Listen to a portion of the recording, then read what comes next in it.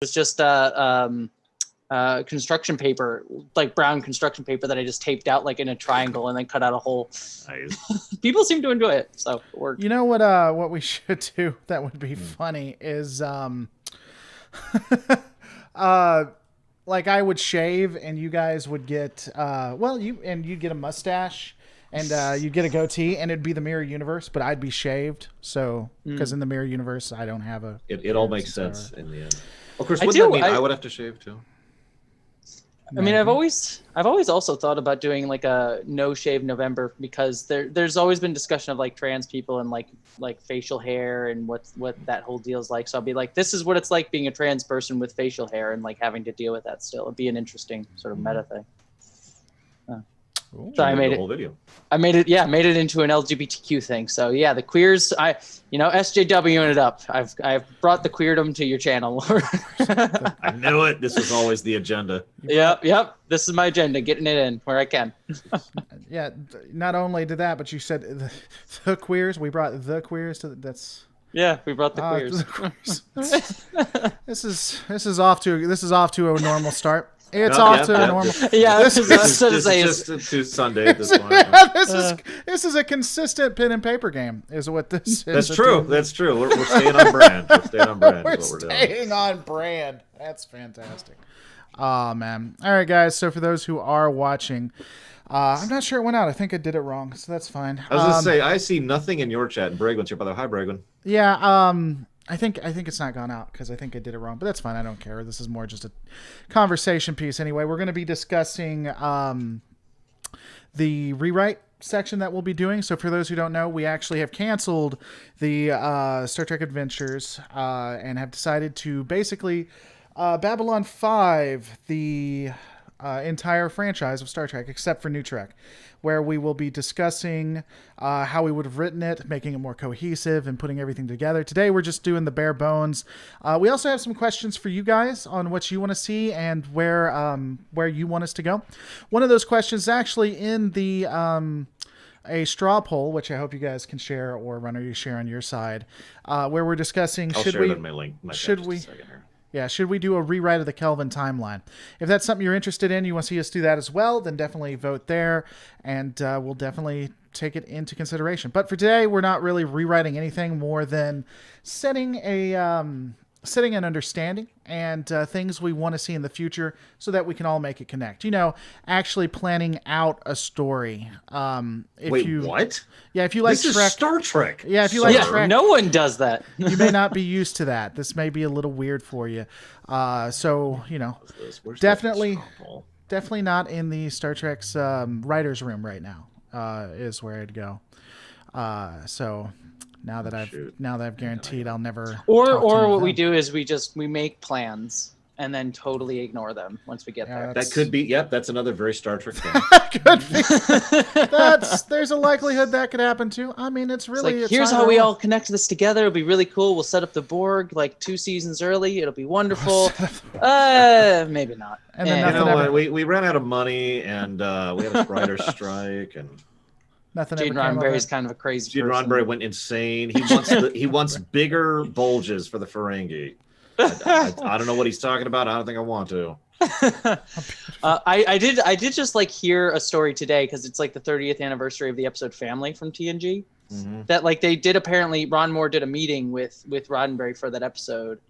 And basically was like, well, look, I want to have him have this conflict with his brother. And Gene Roddenberry's like, no, you can't have him have conflict with his brother. That'd reflect badly on his parents and Picard's parentage. So the way to fix this is you have him argue with his father. What? And then Ron Moore was basically like, so the way to make it less disparaging to the parents is to make the dad an ass, like his 90-year-old dad an asshole. Listen, nobody likes fathers, right? That's the lesson of fiction. Yeah. I mean, is there any good dads before Cisco in Trek? Well, yeah. I mean, that's just look at Disney for example. Look at all the dads in Disney. They're all bad dads, right? I guess you could consider Jack Crusher a good dad, except for he died like an asshole. But Jack Crusher was never a dad. Are you talking about Wesley's dad? Because he sent a dude. He sent a dude to die who was going to be the stepfather. Dude never knew he was a stepfather. He thought he was a real father, but that's the way that cookie crumbles. Playing that card. that that pick card, if you were. Well, and I mean, when you look at Cisco's dad, he wasn't exactly the model either, because he didn't tell. Cisco had to find out on his own that he didn't have his real mom, his biological mom is another way of saying it. God damn it! One health. Sorry. This is a Christian channel, sir. Sir, we believe in TOS, not TNG, sir. Ryan Howe, thanks so much for the support.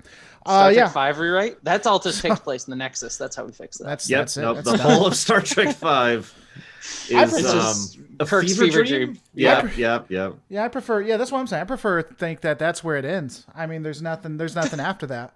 Everything we see past, Picard. He's on the planet. He's dying of heat exhaustion. Everything else is just a dying brain. Like, he's literally writing Lower Decks.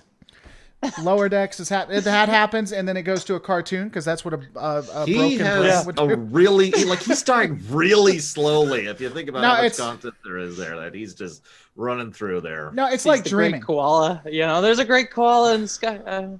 It's like dreaming. Like you feel like the dream is 5 minutes when it's really only 30 seconds or whatever, which is how you explain that the universe is balanced on a koala's back, or I mean, what does it mean? Whatever the hell it is. The other way we could rewrite all of Star Trek, by the way, just shift gears too, is we make it the story of Worf, because really it kind of already is. We lead everything to Worf. And it all leads up to Worf. Because we've got Worf's grandfather. TOS, and he actually connects to the Moog family, and have the Moogs show up back in TOS, and then have in the movies the Moog family is the one that's pushing for Chancellor Gora Khan's movement towards peace, and just keep pushing it in there until he finally. Yeah, well, then you also have Worf's grandfather in Undiscovered Country. Whose name? It's all built up to defending Kirk. Yeah. It all makes sense. Yeah, that confused me when I went back and saw that, because his name is Worf too. I was like, wait a second, it's Worf playing Worf, but a different Worf. I was like, hold on. Worf, son of Moog, son of Worf, I believe, is literally how that goes. That's not a joke. I think that's literally how that goes. Oh God.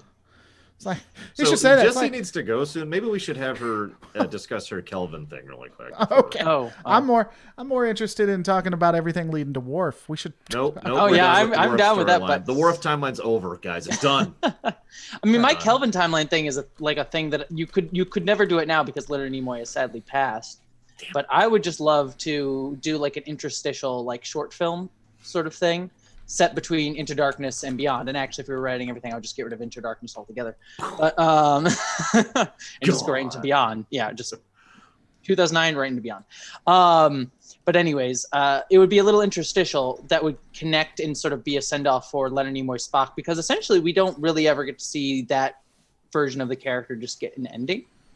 We kind of get an ending in Beyond. But it would just be, and it would be a nice circular route for those who have seen Discovery. And I know people will get all angry about me if I do that, but I think it would be a really nice scene if you do one where Spock's on his deathbed, is about to pass away very soon on New Vulcan. And then Michael Burnham from the Kelvin universe, so not the same Michael Burnham, comes down, and they basically have this conversation. Kisses him. I'm sorry. Go ahead. Oh yeah, and they make out. And then they just all over the place. Yeah, no.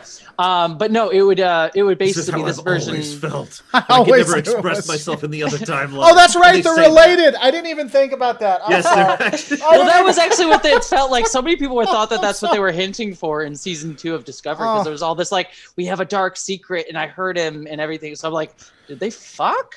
Oh, was that the twist?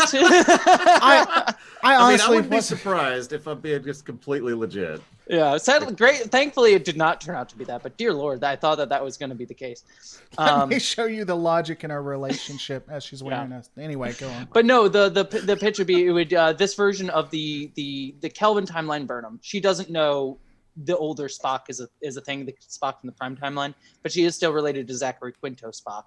But she's estranged from him in the same way. But the difference is the Battle of the Binary Stars didn't happen or whatever. The difference that happened was she's estranged from him because she blames him, Zachary Quinto Spock, for the death of their mother.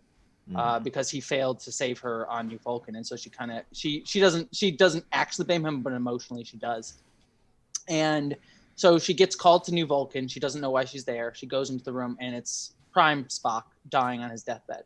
And he just has this moment with her. It's like, I know you're not the Michael Burnham that I knew, but she meant so much to me, and I felt like it would be a good place. I wanted to say goodbye to you before I died.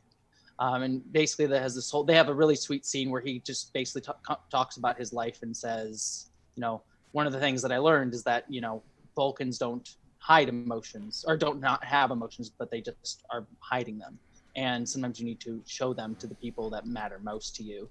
And right before he dies, he gives the same advice to her that the Prime Burnham gave to Spock at the end of season 2 of Discovery, which is there's the galaxy full of people that will reach out to you if you reach out to them. Basically, he'll give her the same exact line. And that sort of spurns her to reach out to Zachary Quinto's Spock, sort of reconciling their relationship. So it's like a full circle sort of thing where Prime Spock gets to have a death scene. We get to say goodbye to Leonard Nimoy. He gets to sort of connect full circle with Michael Burnham and sort of get a conclusion to the Discovery story of that element of the character. But also we get a nice connection for like what the Discovery version of the Kelvin timeline would be doing in the Kelvin timeline. So I think that would be just a nice like full circle kind of sweet scene to sort of do a lot with just a little sweet little scene. Yeah, they don't generally do it, whether it's for money or for contracts or whatever. But I was kind of hoping that it was going to be Quinto as Spock when Spock came in. I was kind of hoping that not Quinto. Yeah, the guy who played Spock in the Kelvin universe. In Kelvin. Yeah. Because it's not the same. You wanted Zachary Quinto to play. Yeah, that's what I'm saying. Play Spock in the Discovery one. Right. That would have been. I was kind of hoping for that. I knew generally it wasn't going to be, but I thought that would have been cool. I mean, I like the actor they got. But yeah, still, I like Ethan Peck quite a bit. So. Yep. All right, so that one is that, and we can put that down. So we use like a short. I think that'd be a good ending to one of, or not ending, but one of the endings to one of them. Yeah, it would just be hard to like do that scene. I mean, the way if you wanted to make it a whole film, what you'd have to do is then you'd have like that be part of the film, but then Michael Burnham would have to become part of the plot of the major film, and she connects to Zachary Quinto, and whatever the Enterprise is doing in that film is doing its own thing, and she reaches out to Zachary Quinto Spock. But I think it works better as more of its own side, the little short film scene that isn't really connected to anything. Right. You're going to hate this, but I think that would actually fit best at the end of Into Darkness. That's what I was going to say. That's what I was going to say. Yeah. It could be a good, because you... A massively rewritten Into Darkness, but Into Darkness nevertheless. Fair enough. I don't know. I mean, that would also connect thematically with Kirk dying in that That's film. That's kind of the direction I was thinking, actually. Yeah. Plus, we do have the terrible and briefly explored mini plot of Spock and his trying to get to grips with everything you just said, actually, with regards to his relationship with Uhura. Yeah. Which is clearly interest in the film, but whatever. And actually, that would work really well because if you did, because the whole speech at the end of Discovery season 2 that Burnham gives to the Spock in the actual show is about basically it's like a foreshadow of Spock meeting Kirk eventually. Mm-hmm. So if you reuse that same scene, but if you Into Darkness you keep Kirk dead. Like he dies, and so now Spock, that version of Spock doesn't have that person that he can connect to anymore. But then Michael Burnham kind of slides in and is the person that he connects to in the Kelvin timeline universe. Because I just think you should have kept Kirk dead at the end of Into Darkness if you were going to do that. And in fact, to be perfectly blunt, it just in the broad strokes of changes, I actually 100% agree. Kill Kirk in Into Darkness, keep him dead. He's not in Beyond at all. Yeah, that would have been a ballsy move. That because I actually, when I was watching the film in the theater, I was like, I was generally liking Into Darkness. I wasn't like blown away by it, but I was like, this is good. And then that scene happened, I'm like, oh shit, that would be great if they just fucking killed Kirk. If they actually stuck with this, they're not going to. That's pretty much exactly what going through my mind is. Like in 1 second, Yeah, you're like, they're not going to do it. No. If they wanted to go big or go home, they could actually. And I don't know why. I mean, they did the Khan thing, so why not copy another movie? But rewrite the next movie to bring Kirk back, but it actually fails, unlike the other. You could bring him back temporarily, maybe, but it doesn't. He doesn't stay alive. I mean, it beats having Tribbles save him, and curing Super cre- blood. You got to cre- say it right. You got to say it right. super blood. Super blood. You got to say it right. It's very important to mock it, sir. Super blood. I love now both in, I mean, spoilers for Picard, but I love how literally in both the Kelvin timeline and the Prime timeline, we now have basically cures for death. So. Yep. Well, yeah, I mean, they have immortality at this point. I don't know how that's not a thing. Yeah. Hang on, I gotta say, Gum Gum in chat is like, Kirk is too much of an icon to kill off. Generations? Well, and where they did it terribly. Here's the other thing. Oh man, this is going off course because we really do need to get the bones. Yeah, we're just swaying away. I had to give I had to do the thing that everyone wanted, which was the Kelvin universe and the Discovery connecting. Everyone wanted that. That's what everyone was asking for. It was the number one most requested thing. Here's my big unliked hot take. They killed him in Generations. They killed him like a punk, and he hasn't really, let's just all be honest, been relevant to Trek for what, 24 years or something like that, however long from Generations to today. It's what it is, and that's not me putting him down. That's the decision of executives when it comes to Trek. So I mean, it's like he's an icon. They killed him in the worst way possible, and then haven't used him for 20 years. How much of an icon is this guy? I mean, I like Kirk. I'm a fan. I think he was the OG. Don't get me wrong, but yeah, that's all I'm saying. I will actually admit, having very recently gone through all of TOS, Kirk was a better character than I remembered. Yeah, no, he was legit. I mean, there were exceptions, of course. I don't want to say he's a perfect character, but for the most part, they had consistent character arcs and consistent presentation, and he was competent. I always like competency.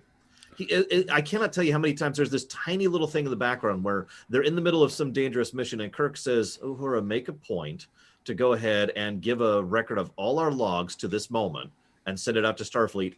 And he doesn't even explain why, because he doesn't have to. We get it. Just in case we don't make it through this, they're going to have the information to help solve it. Just little stuff like that all over the place. It was great. Yeah, and I feel like not all of them, but a lot of his romances of the week are sort of like hedged by like, I know I have the greater love the Enterprise sort of thing in there. So it's like a little less horn doggy than people remember. That is yeah, that is also very true. He's there are, of course, romances of the week, but what's funny is those don't really get bad until season 3.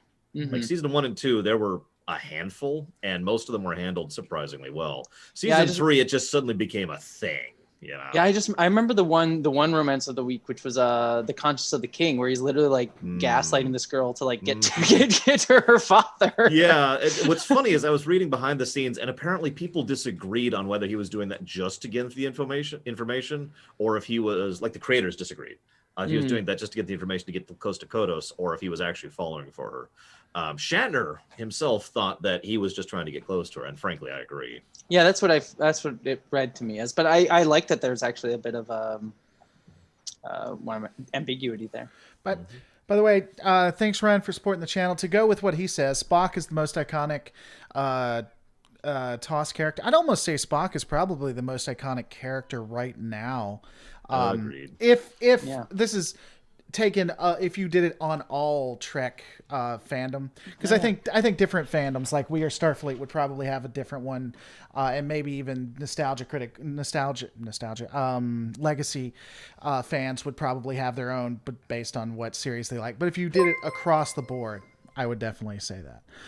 Samantha tipped $5. I would definitely. I think Spock would almost certainly be the most iconic. Yeah. Oh, no question. You can make an argument maybe for Kirk or Picard, but I think other than that, I don't think Kirk beats him at all. I don't even think Picard. I'm with other lore, to be completely honest. I really think Spock is just way up there in terms of memorability and iconicness. I know that's such a dumb word, but whatever. The one thing I'll say, and then we got to get to this. The one thing I'll say in for Kirk that I liked about the original series is that he never was completely the strongest, nor was he completely the smartest, but he didn't have to be to win, and that's what I really liked about him. That's one of the things I thought was a great character concept. I agree as well, and frankly, Nicholas Meyer picked up on the exact same thing, and he used that when he was making Star Trek 2. Like he used that. I mean, I've heard a lot of people say that Kirk isn't Kirk until the movies, but I disagree because a lot of what he is in the movies came, damn it, I died, specifically as a consequence of people like Nicholas Meyer looking at that and saying, yeah, no, that's Kirk right there. This person who has a confidence in their crew and in their people. I'm reading Nicholas Meyer's autobiography right now. And it's like, wow, look at someone who actually thinks things through. I know, it's weird, right? In Star Trek? What? All right, so let's take a looking at this. So broad strokes, and we'll go all the series specifically, but for me, and let me know if you guys agree or not, I do think that season 1 for DS9 should be all about the broken planet, about Bajor trying to make it up, and consistent issues between Bajor and Starfleet, expanding on the circle and everything. And you can maybe have a couple little hints at, not like it wouldn't be a focus, but maybe like a mention of the Dominion here or there, like what they tried to do in season 2 with little sprinklings of it. Well, Other Lore and I were talking about a couple ideas regarding that. Jesse, like imagine I posited a scene idea. Like there's some Cardassian who is in like one Meanwhile Elsewhere scene over here supporting one of the Circle members, and the guy leaves, and the Cardassian just melts away a little bit, and you only see it for like half a second, right? It's just that would be great, and it's gone. And of course, at the time, you're like, Odo, because you know, yeah. And then just little things like that, very little things like that, right? Well, I also like the concept that. Oh, sorry.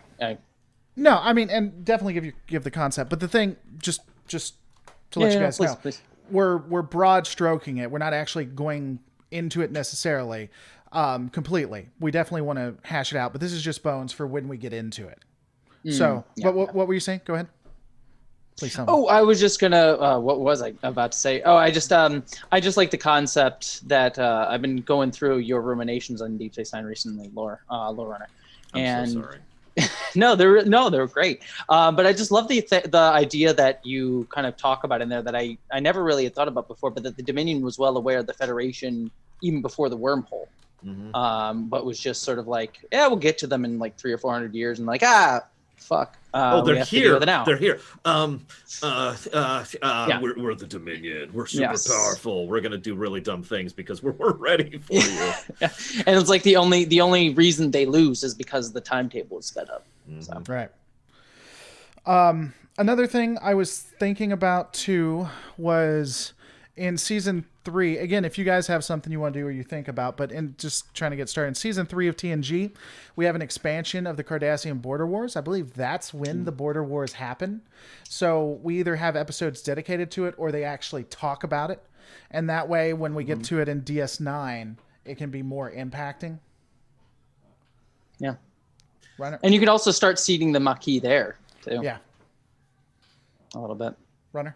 I'm going to go and agree with you. Sorry, I was thinking that in my head because in the actual lore, the border wars were like, 10 years prior to that, which is just nonsensical and stupid. Yeah, it's actually really stupid if you look at the timeline. Because O'Brien fought in them, right? Yeah, O'Brien was involved with that in a previous post. How old was he in TNG? 40? So you get the point, though. The Cardassian border wars, that's my term for that. Right. They don't have a term for that because they never codified what that conflict / those conflicts were. It's just fighting. Brian's racist against O'Brien. Brian's racist against Cardis, and we need to have a reason for it. Yep. Previous conflicts. Conflict. So here's what we could do with that, actually. By the way, Memory Alpha calls it the Cardassian Border Wars, so they probably stole it from me. Yeah, you should sue them. That's actually funny. I didn't know that. I'm trying. Did I get it from you then? I've called it the Cardassian. You might have got it from Memory Alpha. I don't know. So anyway, I started using that term when I started doing the TNG ruminations to give a bit of a timeline on that. Well, what we could do is we could make it part of season 1. Now, this wouldn't be the whole thing of season 1. This would just be like a B plot of the season where it's talking about the it's talking about the effects of what had happened. So it's at that point it'd be like 7 years later. If it's 10 years by season 3, it'd be 7 years. And so maybe they do a couple of runs or a couple of humanitarian things to the borders or to Cardassia. That way we're seeding it at that point. Would you guys prefer doing that? And I mean, then you could also, it also makes more sense if it wouldn't do like full blown, like we have the Maquis here now, but we could start getting little rumblings of Maquis at that point, because that would make sense that there would have been.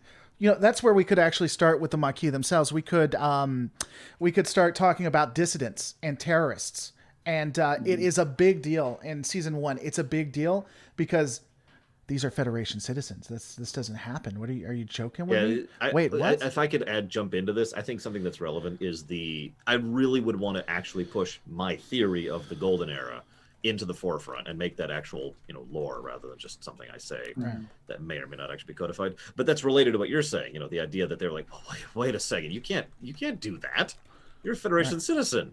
You've got obligations, and we're perfect, and wherever you get the idea. It's like, it's like, wait, what? That could be a whole thing. Like, you have it in both Picard and Riker. I was about to say Kirk. Picard and Riker are just shocked that Bearded Federation Riker. citizens, Or bearded Kirk, sorry. Yeah. I mean, it would make sense, especially if you even hint at like Riker being really sympathetic to it, because they kind of essentially said that with Thomas Riker. I mean, Thomas Riker betrays Starfleet, and so that kind of implies that William Riker would be almost as willing to join the Maquis, and probably only doesn't because he has much more career prospects than Thomas Riker did.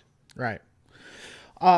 Indie Tiger, thanks for supporting the channel. Kirk is able to think outside the box, and that's a lot of his strength, like in Carbamite Maneuver, where he's thinking chess, but then pivots to poker. Yes, agree. All right. So, and if you do more Maquis stuff, you bring in Rolaren earlier, maybe too, and do shit with her in Deep Space Nine. Yeah, let's actually. One of the ideas I had, and you may hate this, Jesse, but I would actually have Ro be on the Voyager crew. Ooh, no, I actually love that. That's actually really fascinating. Yeah, like you can kind of see how she segues into there unintentionally originally, and then she just ends up being part of the crew. What's she doing?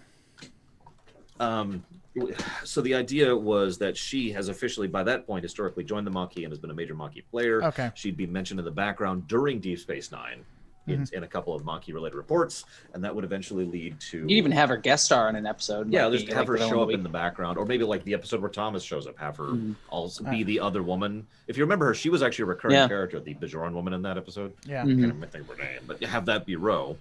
And then, obviously, she ends up getting captured along with Chakotay and crew and B'Elanna, and that ends up leaving Voyager. Really quick, Caspian, yes, I know Overloaded's audio is borked. We've actually tried to look into it and failed miserably. So when we start doing this, and I didn't think about that with Zoom, when we start doing this, we're just going to Discord it, or we'll find something else, because it's not, I know it's not workable, but we'll definitely fix it next time. So we're going to do some tests, because it doesn't matter. We're going to do some tests. Don't worry. So I got Ro on Voyager in season, and I apologize about that. Ro on Voyager in season 1 Ro on Voyager in Voyager for season 1. That's what was messing me up right there.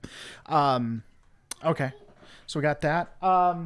Is there anything you guys specifically had that you wanted to for any season? Yes, actually, but I was going to let her go first because she's leaving in 4 minutes. Yeah, I have to head out in a minute. But, so what do you got? Well, I mean, I haven't had a ton of time to think about it. I'm just trying to think of like what we could do to tie in Enterprise. I mean, Enterprise generally works pretty well. I think the best way to do it is you can kind of see the Xindi in there in future shows better. Oh, yeah, actually have them be present in the shows that technically happened before/later. Yeah, exactly. I'm trying to think of like anything else we could do. Just have him be in the background. True, yeah. Okay, but I mean, what's his face, which is his indie. So, do you want it mentioned in TNG and DS9? That seems more like a TNG thing to me. Yeah. Okay, so Xindi introduced. Okay, and then I mean, we can put it somewhere else too. Yeah, but Caspian. What Caspian? So Caspian says, for the Maquis, my idea is replace Hudson's actor with a good one. You didn't like Hudson? Yeah. So no. Jesse, continue. Well, what? Oh, the other. I don't know. Why was that awkward? Other thing. Work out your issues in a second. Question for some chat member who hasn't had a chance to respond. So that's why we're just ignoring him. I thought you didn't like him. That's what I was. No, asking. I don't even remember who Hudson is.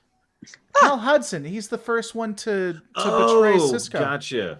I didn't like him. You're right, but we'll talk about that later. Go ahead. Okay. Jesse, go. The other thing too you could do. Sorry, this is the last little pitch I'll put up. That thing you could carry on from Enterprise, besides just general Federation politics, which you could get into with Archer a little bit. But beyond that, you could also better seed in like Vulcan shit going on with the logic extremists, because they bring that in Enterprise, and then it's referenced again in Discovery briefly.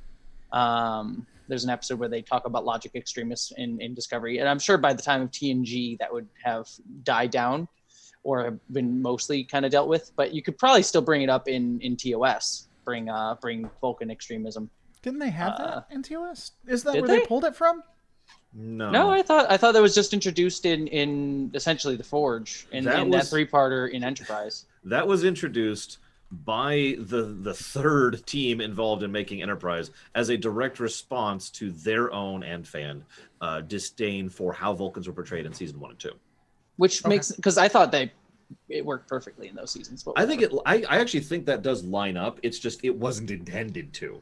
A lot of Enterprise lines up with hindsight because they went in later in season 4 and were like, this is what was going on. Yeah. This is what was going on. And that helps to explain a lot of things for me. Yeah, but you just tie it in a little bit better because it is in Discovery, because they reference the fact that like logic extremists are trying to kill Burnham, and that's why she tried to leave and was shitty to Spock. They also tried to blow up Sarek at one point, so you could tie that in a little bit more into TOS a little bit as well. So where do we want to put that then? I guess is my question. Season 1, season 1 or season 2 TOS. TOS. What do you think, Yeah, Runner? no, I agree with season 1 TOS. I think you could actually make the what's her face from Amok Time be a logic extremist. Sorry, I keep actually interrupting. wait. Do you mean the wife or the T'Pring? Either of them, but the wife. I mean, T'Pring wasn't because she was an Enterprise. T'Pring, she's cool. Yeah, like she should remain cool. I think it's. Yeah, no, make the wife a logic T'Pring, extremist. or not T'Pring. Sorry, the wife. I was thinking make T'Pau. I don't remember. It's something. It's when they established the something. But yeah, no, you make her a logic extremist, and that's why she's all like, I want to manipulate Spock into killing his friend. That lines up so beautifully. I love it. I agree with that. Here's a thought. I don't know how well it'd work, but looking at... I got to get going, so... All right, talk to you later. See you, Jesse. All right, you guys are wonderful. I'll see you later. She will make sure to follow her on YouTube if you want to see some cool YouTube stars. You can leave, Jesse. I'm just going to all right. Well, thank you. I appreciate the plug. You are awesome. If you want to see some cool stuff, I'm going to go ahead and just because now I got to do this. Oh, you have to reset everything. 3 instead of 2, but I can do that. It's cool. We've got this. I've actually done what I wanted to do in Mega Man X, so that I can't actually play that anymore now. I know, right? I can't play this game. I'll have to play another one. All right. So okay. Now that we've gotten the urgent stuff out of the way, unless you have something you want to hammer, I have something I want to hammer. Well, I was hoping that we could at least, we'll either say keep the same, or because it sounds like you're doing a list too, but I got a list right here. And so I'm hoping we either say we're not going to touch it and we'll just do it when we get there, or we change it there. The only other thing I was going to say, because I think you're going to bring up the other things, but I think Enterprise Season 1 should be about the fledgling Federation. I wouldn't even call it Starfleet, but fledgling Starfleet, or whatever we're going to call it, United Earth. Season 2 is actually the Xindi arc, if we're going to do that. Season 3 is the Coalition of Planets. And then Season 4, because it had 4 seasons, right? Mm-hmm. Season 4 is actually the Romulan War and Federation realization. Damn shame we never got the Romulan War in season 5. And that's why I do that, because I would have the fledgling Federation Xindi arc if we are going to do that. Season 2, Coalition of Planets. Season 3, Romulan War, ultimately Federation. Season 4, which ends the series. I do like the overall there. I think that's a good over under. One other thing I think is that in terms of bones, in terms of skeletal structure of Enterprise, I think effectively entirely ejecting most of what they had in terms of the overarching narrative in season 1 and 2 is almost mandatory. Yeah. Because nothing happens of any significance, even for the show's own thing, except for a few individual points. Obviously, there's going to be a whole lot of individual episode art. That's not what I'm talking about. But the other thing I wanted to comment on is I also think that the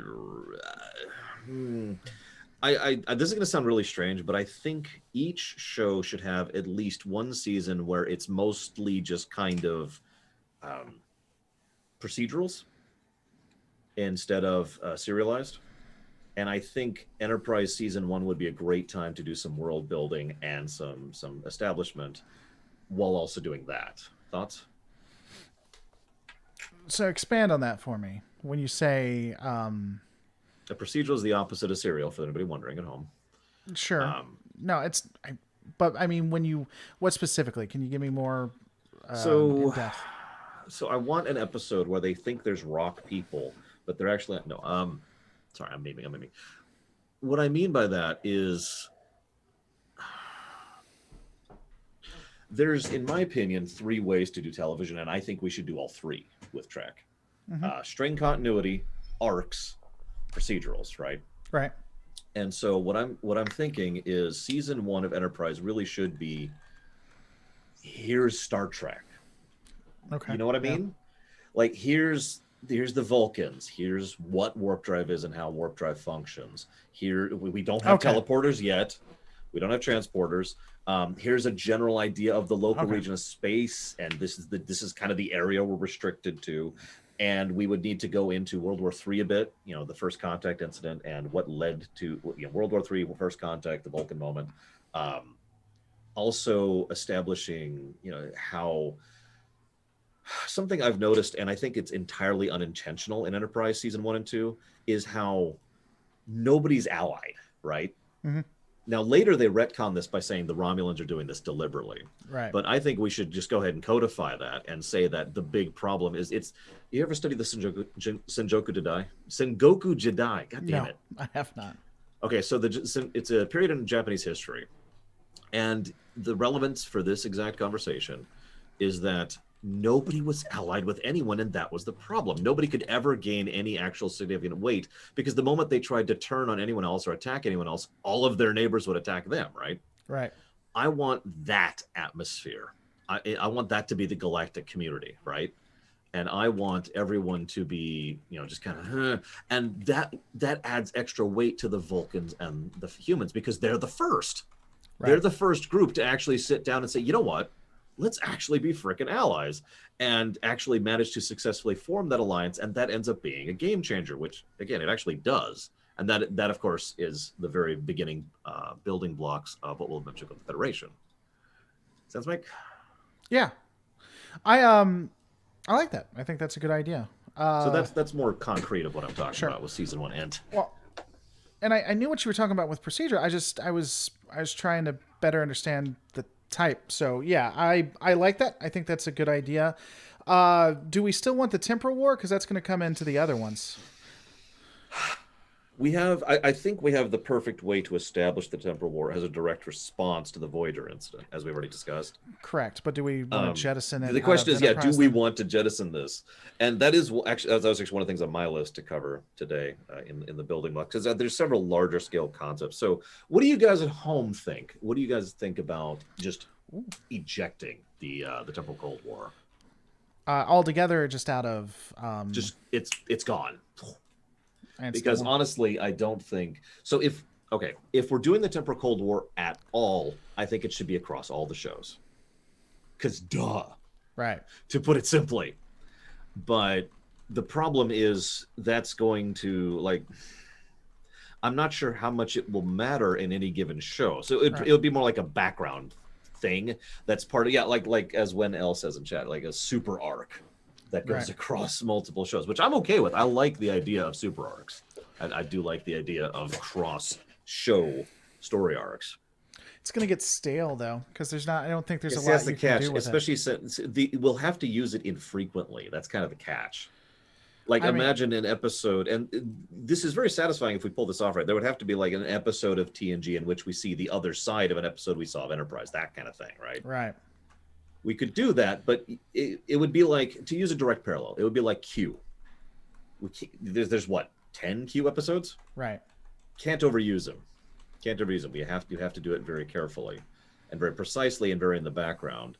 And honestly, the only time I would ever have it actually matter, as in it stop being a background arc and come to the foreground arc, is during the War of Hell, Year of Hell. That's the only time I would have that actually be in the forefront. You know what I'd do if we discussed this a little bit. If we were going to do that, I would have the temporal Cold War. It would start with Enterprise. It'd be even, I don't know that we'd need to include it in the movies, but it would be, like you said, in every series. And, but the temporal Cold War would be why it exists. And then in every series, by the way, I shared the other straw poll if you want to share with your people. I would also have the 31, whatever, the 31st century, that group, have Section 31 as a part of it and guiding it, and be very pro-humanity. So they would play the politics game. And so in every series, it would be a politics thing where they're trying to guide without angering too much on any other side. And all of this is because of the temporal Cold War. In the temporal Cold War, they make some huge gesture that just angers people. It almost causes an actual war, a temporal war. And then, so when we see them in every other series, they're walking on eggshells. They're still manipulating things, but it's very gentle and it's barely there because they wasted so much political capital in the temporal Cold War. Yeah, I'm with you. I'm with it. So is that what we want to do then? Well, it'll be interesting to see the poll results, but for now, I think we'll put a pin in it. Let's at least have the idea of the temporal Cold War being a thing, because we have the option to map that all out, so we can do that. Right. And again, I do firmly think that it shouldn't actually be relevant until Voyager, so we've got some time there to really map around that. And the worst case scenario, to think like a producer for a second, if we decide we don't want to do anything on the in the forefront with the temporal Cold War, we don't have to. It could always just be a background element. That's easy. Yeah. Well, I mean, until Disco Era Trek, I think Section 31, while it had some implications, is fine on its own. I think they did it in a way that, I mean, I probably would have tried to prevent because it has implications, but I don't think that it destroys anything either, or people just conveniently forget it, one or the other. Okay, so when it comes to Enterprise, season 1 through 4, is there anything else in those seasons? Because I got fledgling, Starfleet, Temporal War maybe, procedurals, settings, Romulans behind everything, season 2's Indie Arc, Coalition of Planets, Romulan War, Federation season. Federation comes out. Federation begins, I guess. Genesis. Is there anything in that we want to... I'm not coming up with it. So, okay, let's we hit can come big back. Point number 2. Well, no, hang on. Let's hit big point number 2. Do we do this Indie Arc at all? Yeah, that's another thing. The only reason I don't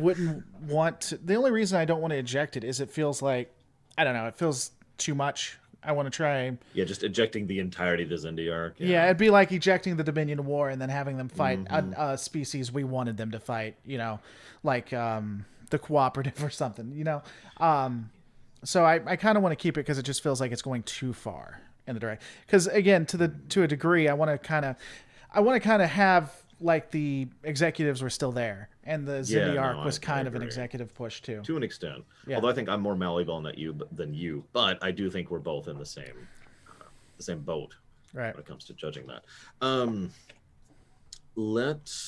The one thing I would say, just as a quick thing, and just to see if we're on the same board, is I would make if we're going to keep the Xindi, make it more string continuity.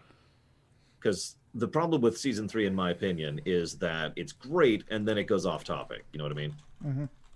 Like it's yes, great, awesome, good, and then we go deal with this random lady who's just like they keep doing blah of the week episodes in the Xindi arc. That's my problem. If we're gonna commit to the Xindi arc, let's make it the frickin' Xindi arc. Right.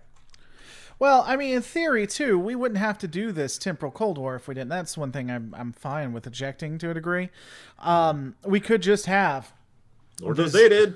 Sorry. Yeah, we could just have the Xindi go to war with the Federation because they were lied to. We don't have to even include any kind of temporal issues there. They just start just destroying Starfleet outposts and ships, and Enterprise. They don't understand what's going on, so they send Enterprise to try to figure all of this out. Yeah.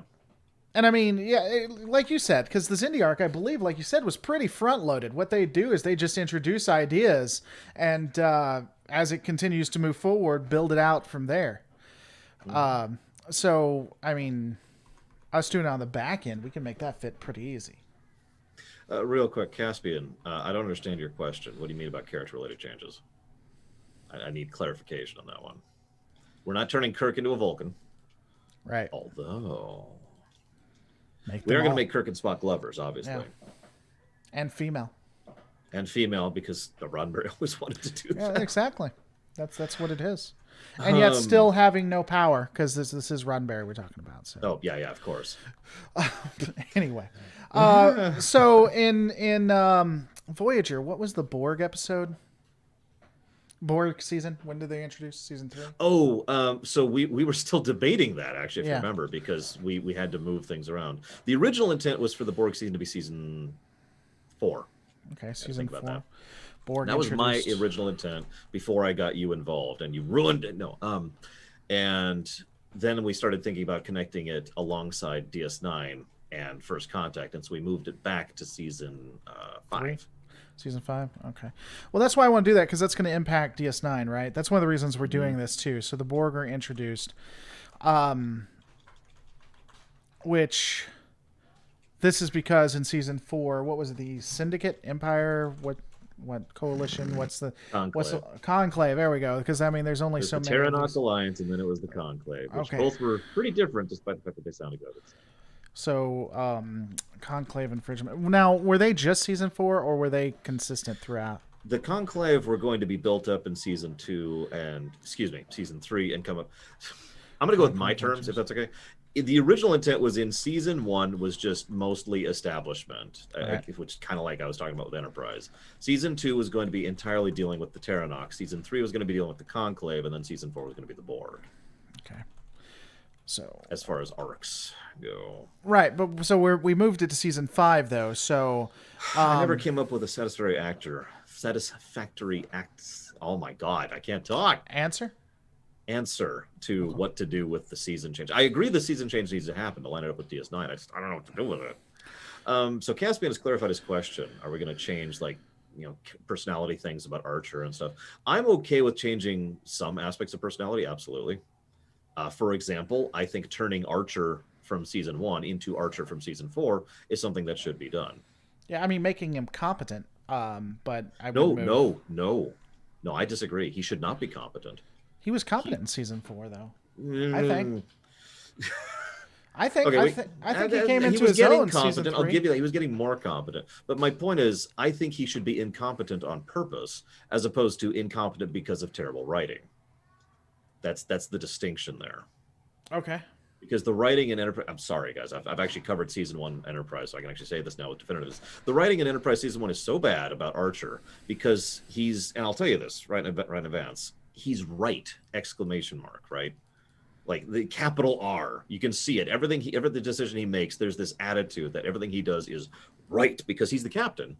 And the captain cannot be wrong. I saw... And you know what? I'll be right back. Sure. It's only a live show. I mean, take your time.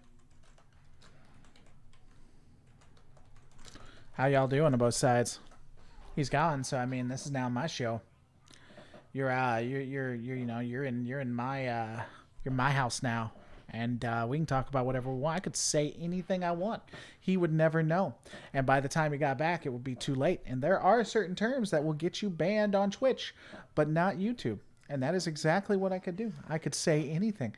He would never know unless y'all be some snitches, and y'all ain't gonna be some snitches now. Hey, what's up, buddy? Did you find it? What's the book? I gotta find the spot. Sure. We were just talking, hanging out, not doing anything wrong at all. So some of you are probably aware of the fact that originally there was another actress who was going to play Captain Janeway. Sure. I don't know how to pronounce her name. Oh my God. Genevieve Bujold, I think. Mm-hmm. Anyways, so... She's not good for that role, though. Hang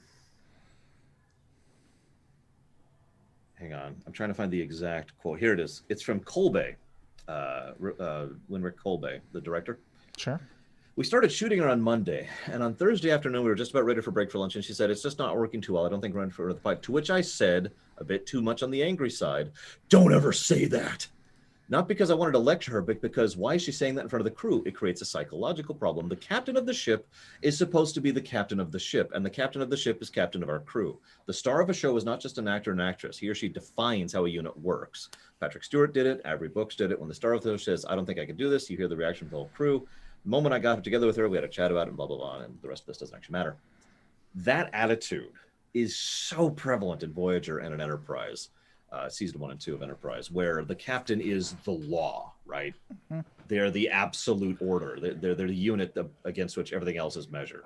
Mm-hmm. And everything else has to line up with them. And that's why I say that Archer was right, capital R, because even though he was a bumbling moronic fool who couldn't figure out what the heck he was doing with a map and a friggin' tricorder, the fact of the matter was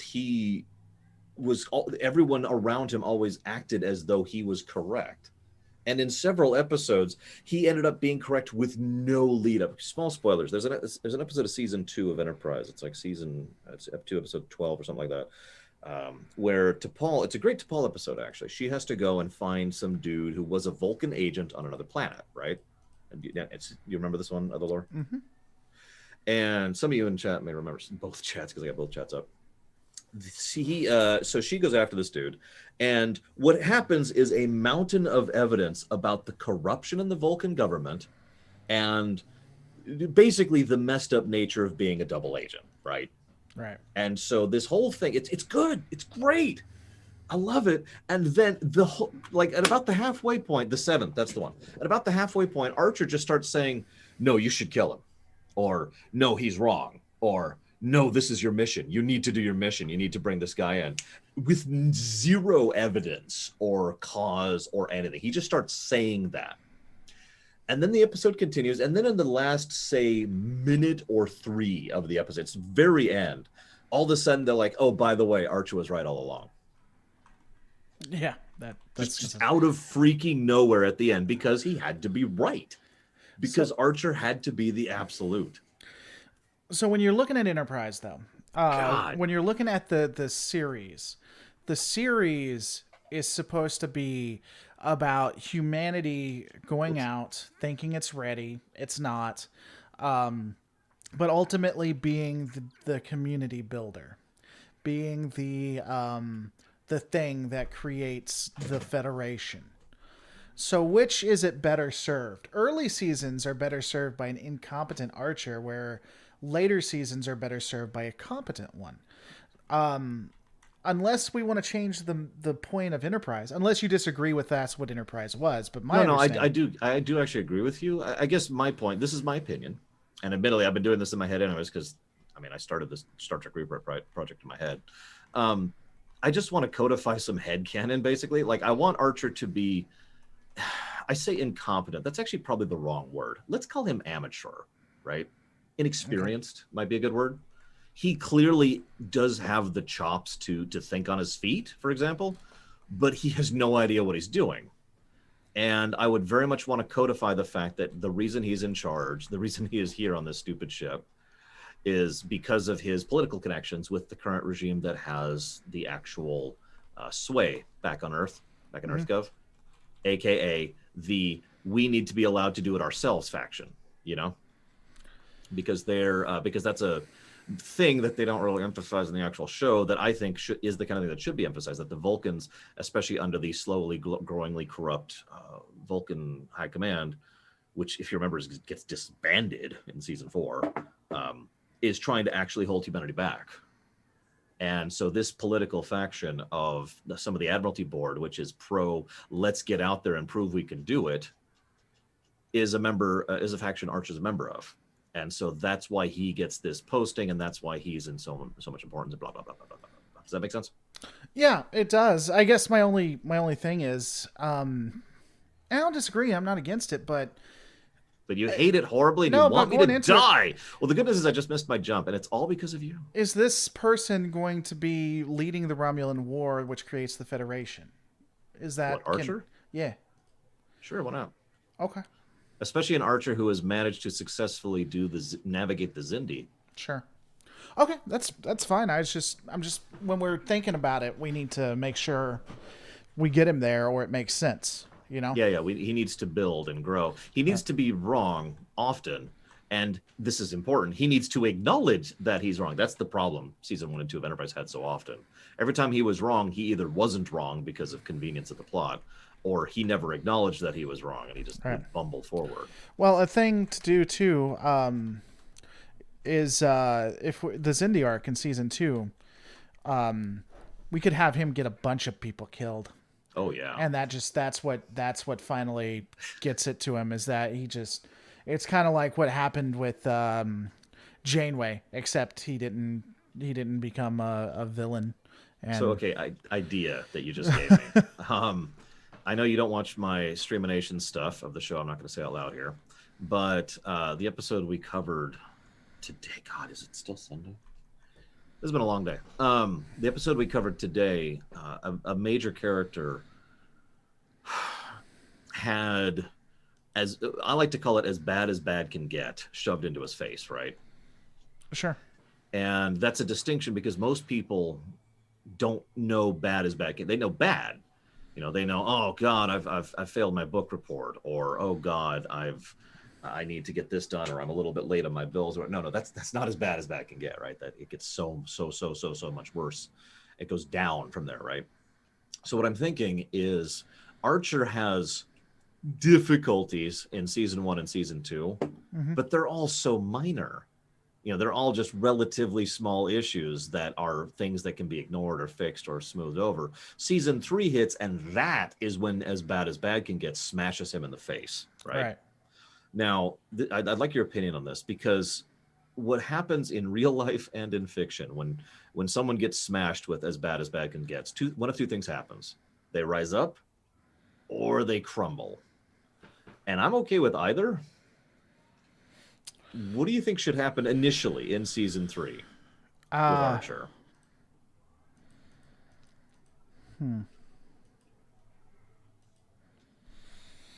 Now, I'll go ahead and tell you, in the actual show, I think he crumbled. During the trilogy, which was one of the part of the finale, Wounded, Damage, and whatever the third one is, Zindi Prime, I think he crumbled. I think he completely couldn't handle it, and he makes all the wrong calls for all the wrong decisions. It happens to work out, and I like that idea. Like, I like the idea that he crumbles, and by coincidence things works out, and this is the important part. In our version, he would have to acknowledge that. He would have to realize that he crumbled. He would have to realize that he screwed up, and out of guilt and fear, he made the wrong calls, and that's what really kind of pushes him. I think he I think we should still have him make the wrong calls, and that brings him around, but I think he should actually rise above it ultimately, and I'll tell you why. Because I do think we should lean into Janeway and how Janeway comes out of it, and she is ultimately broken, and that's just obvious. I think that should be stuck with it. And so you have two different characters that went through similar arcs. One ultimately not being able to handle it, one being able to handle it, and just it's still working out for both, but for varying reasons. Yeah. I think they would complement each other in that way. Plus people call us sexist for doing it to the female. Of course they would. I would agree. I think specifics can be worked out later. We could split that. We have a good skeleton there. We could, yeah, but I mean, we could flip that if you want to. Maybe it breaks him, and then it works with her. But that would be a lot of rewriting at the end of the season. Oh, that would be a lot of rewriting. So, okay, hear me out for a second. I've always said Janeway shouldn't have been the captain, right? Yeah. Well, that's one thing we're going to talk about because I like. Well, I'm just pointing out, maybe for a period of time, Janeway is captain. Janeway gets hit by this, and as a consequence, she's like, "Oh God," and she has to rise or fall. And we could go either way with that. Like, we could actually have her become the captain, having earned it, as a direct consequence of that. Or we could have her crumble and realize she should not be in the big chair and be glad when she can give it back to Ensign Rowe, because that's who's probably going to be. But, you know, someone else, right? Well, an interesting concept. I think Chakotay would be a good captain, but I think that too. But I'm kind of replacing him with Rowe in my head. Oh, I thought she was going to be a part of it, so that's going to be a complete replacement. We're going to have Chakotay. What I was thinking was, and I mentioned this before, so for those of you who didn't hear the last maybe stream, I missed it. The idea was that Rowe effectively fills Chakotay's slot, okay, as a member of the crew, but keep Chakotay and just restructure him to turn him into what is effectively a new character. That was what I was thinking. Well, so I thought it was you. Maybe it was SF Debris, but I liked her being the XO with the captain. Yeah, with the captain dying, and so she takes over. Mm-hmm. An interesting piece is that she takes over. We have some big failure, right? Either it'd have to be almost season 2. And then Chakotay or Rowe take over in season 3, and then she regains it in like season 4, right? So season 1 is them becoming a crew. During this time, she's continuing to make mistakes, but the crew ultimately comes together. Once the crew comes together in season 2, Janeway fails, and she fails in a way that she realizes she can't just at this point be it. So it goes to the XO. However, and when we do this, I think we could have some consternation with the crew, with the Maquis glad that they're now in charge or whatever. But ultimately, it'll always be clear that Rowe knows that this is a temporary thing. She doesn't really have any interest in command. She has interest in getting people home and getting Janeway fixed, right? Well, whatever, getting Janeway better. Yeah. And so, that'll always be. So, like, we can even see that through various episodes where it's kind of like the Janeway 7 thing, where she gives Janeway something, or she tries to help Janeway out, or lets Janeway take command. Maybe it works, maybe it doesn't, but it's all an attempt to get her there, you know? And then, I mean, and this is cliche, but maybe in season 3, there's a big standoff where Rowe's like, no, Janeway sees what the right decision to do. Janeway sees the right decision to do. Rowe's like, no. And she finally, for whatever reason, she puts her foot down and says, you failed in season 2, however we made her fail. We're doing it this way. Janeway comes through, and Rowe realizes it's time to give it back. I kind of like that idea. I'm also toying with some other ideas, but I don't want to get too much into the weeds with Voyager. So if you could just jot down something somewhere that says Rowe and or Chakotay dies, I'd appreciate that. Okay. Just jot it down somewhere. I'll probably remember, but my memory is inconsistent. Are you thinking season 3 there? I can put it kind of, yeah. Like I'm kind of thinking as effectively a part of both Janeway and Chakotay's arc, or Janeway and Rowe's arc. Chakotay or Rowe dies. In which one was the temporal Cold War? Was not, I mean, Year of Hell. So what I was going to do is they get back and everything's wrong. Remember that? Right, but what season? That by consequence, that would have to be season 6. Oh, okay. Never mind then. Because I was thinking maybe when Voyager's destroyed, there's Tech where it's the only thing there. Like everything's reset except wherever she is, and that could be it. But no, never mind. Well, and there's other problems with that. So never mind. Yeah, let's just ignore that. Okay, I got that down. Hang on, you gave me an idea. We have Terranok. Janeway loses command season 2. Rowe dies. Janeway takes command season 3. Conclave infringement season 4, which puts the Borg arc at season 5. Okay, and this is a question for you guys watching in both chats. I have both chats up. Do you think it would be better to go ahead with the? So okay, let me give an outline of the temporal Cold War / Year of Hell idea.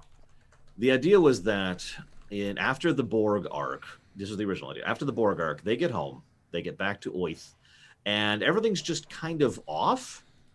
And thanks to some of the crap they dealt with back during the Borg arc and the Conclave arc, they effectively have the Year of Hell happens. Let me just go ahead and summarize it. You don't need to hear every detail.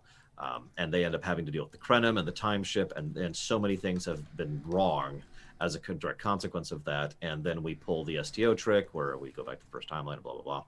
That's an unrelated thing. But we could, the idea would be if we did that, we would have to keep everything being just a little bit off to show that this is timeline 0 instead of timeline 1 through 5 seasons of Voyager, which I'm okay with completely. But we could do it in season 2 instead if you wanted to. So here's an idea. I don't hate that, but here's an idea too. We may have to do things around, but what if during the Borg arc, the main ally, the main people, that the only people somehow that can survive in Borg space is the Krenim. And then during that season, Voyager works with the Krenim and knows about them and whatever. And then when they go back, because the Krenim help them get back, something's off. And at this point, we have they realize that the Krenim had been working on the ship to try to, because when it first started, when the Krenim first experienced the Borg was able to take several systems and assimilate several systems, and so they wanted to undo that. And I hate doing the trope where it's like they're doing it in the background and they're villains or whatever. No, they just wanted their stuff back. They wanted to save their people, and it had blinded them. And so when they send them back, they finally got the technology. And they do it, and then that's what undoes everything. Voyager sees something's off, and then we can do the Year of Hell, where they're now fighting a Krenim enemy that had been their allies for an entire season. Yeah.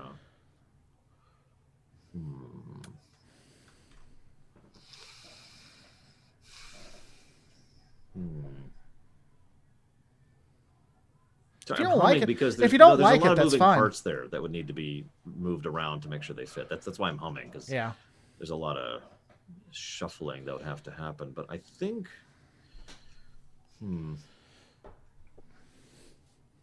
I think that could work. That could work. The only thing I hate about that is that, and this could make people mad. I mean, one of the reasons they may have not wanted to do it in Voyager is that would almost hit the reset button on like entire seasons, which people would get pissed off about.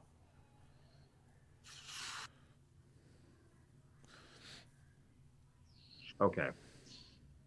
I think we could fix the reset button across seasons problem with another idea, which we're getting way off track here.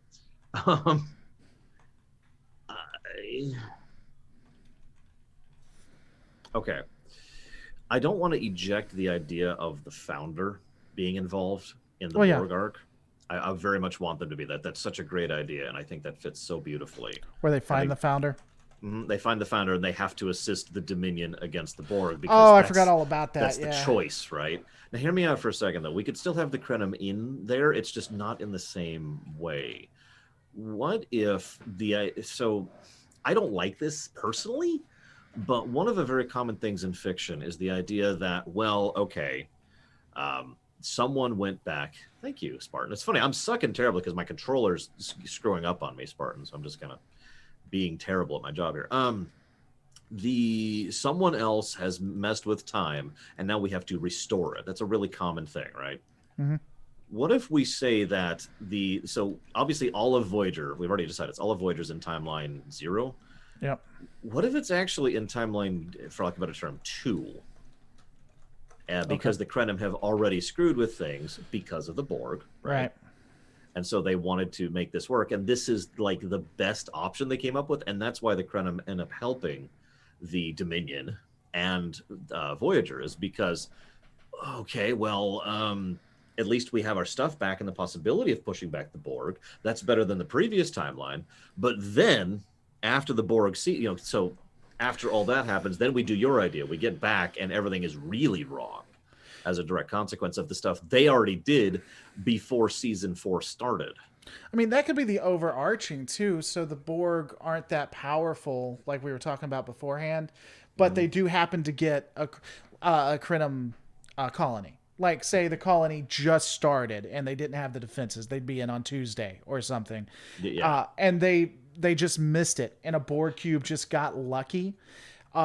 And it could be one of two things. It could be we want our people back, or it could be a last-ditch effort. It's like we can't let them get this technology. If they get this technology, everybody loses. So the Krenim, with no other reason, hits that Borg cube. They just completely either the Borg cube or the colony or both. Because they have to stop it. They know. No, they do the colony. Here's an interesting idea, but we don't want to go too far into it. But here's an interesting idea. The colony's there. They didn't think the Borg were anywhere in sight. They dropped the ball, right? Borg show up and they begin assimilation. So the Borg already have temporal technology.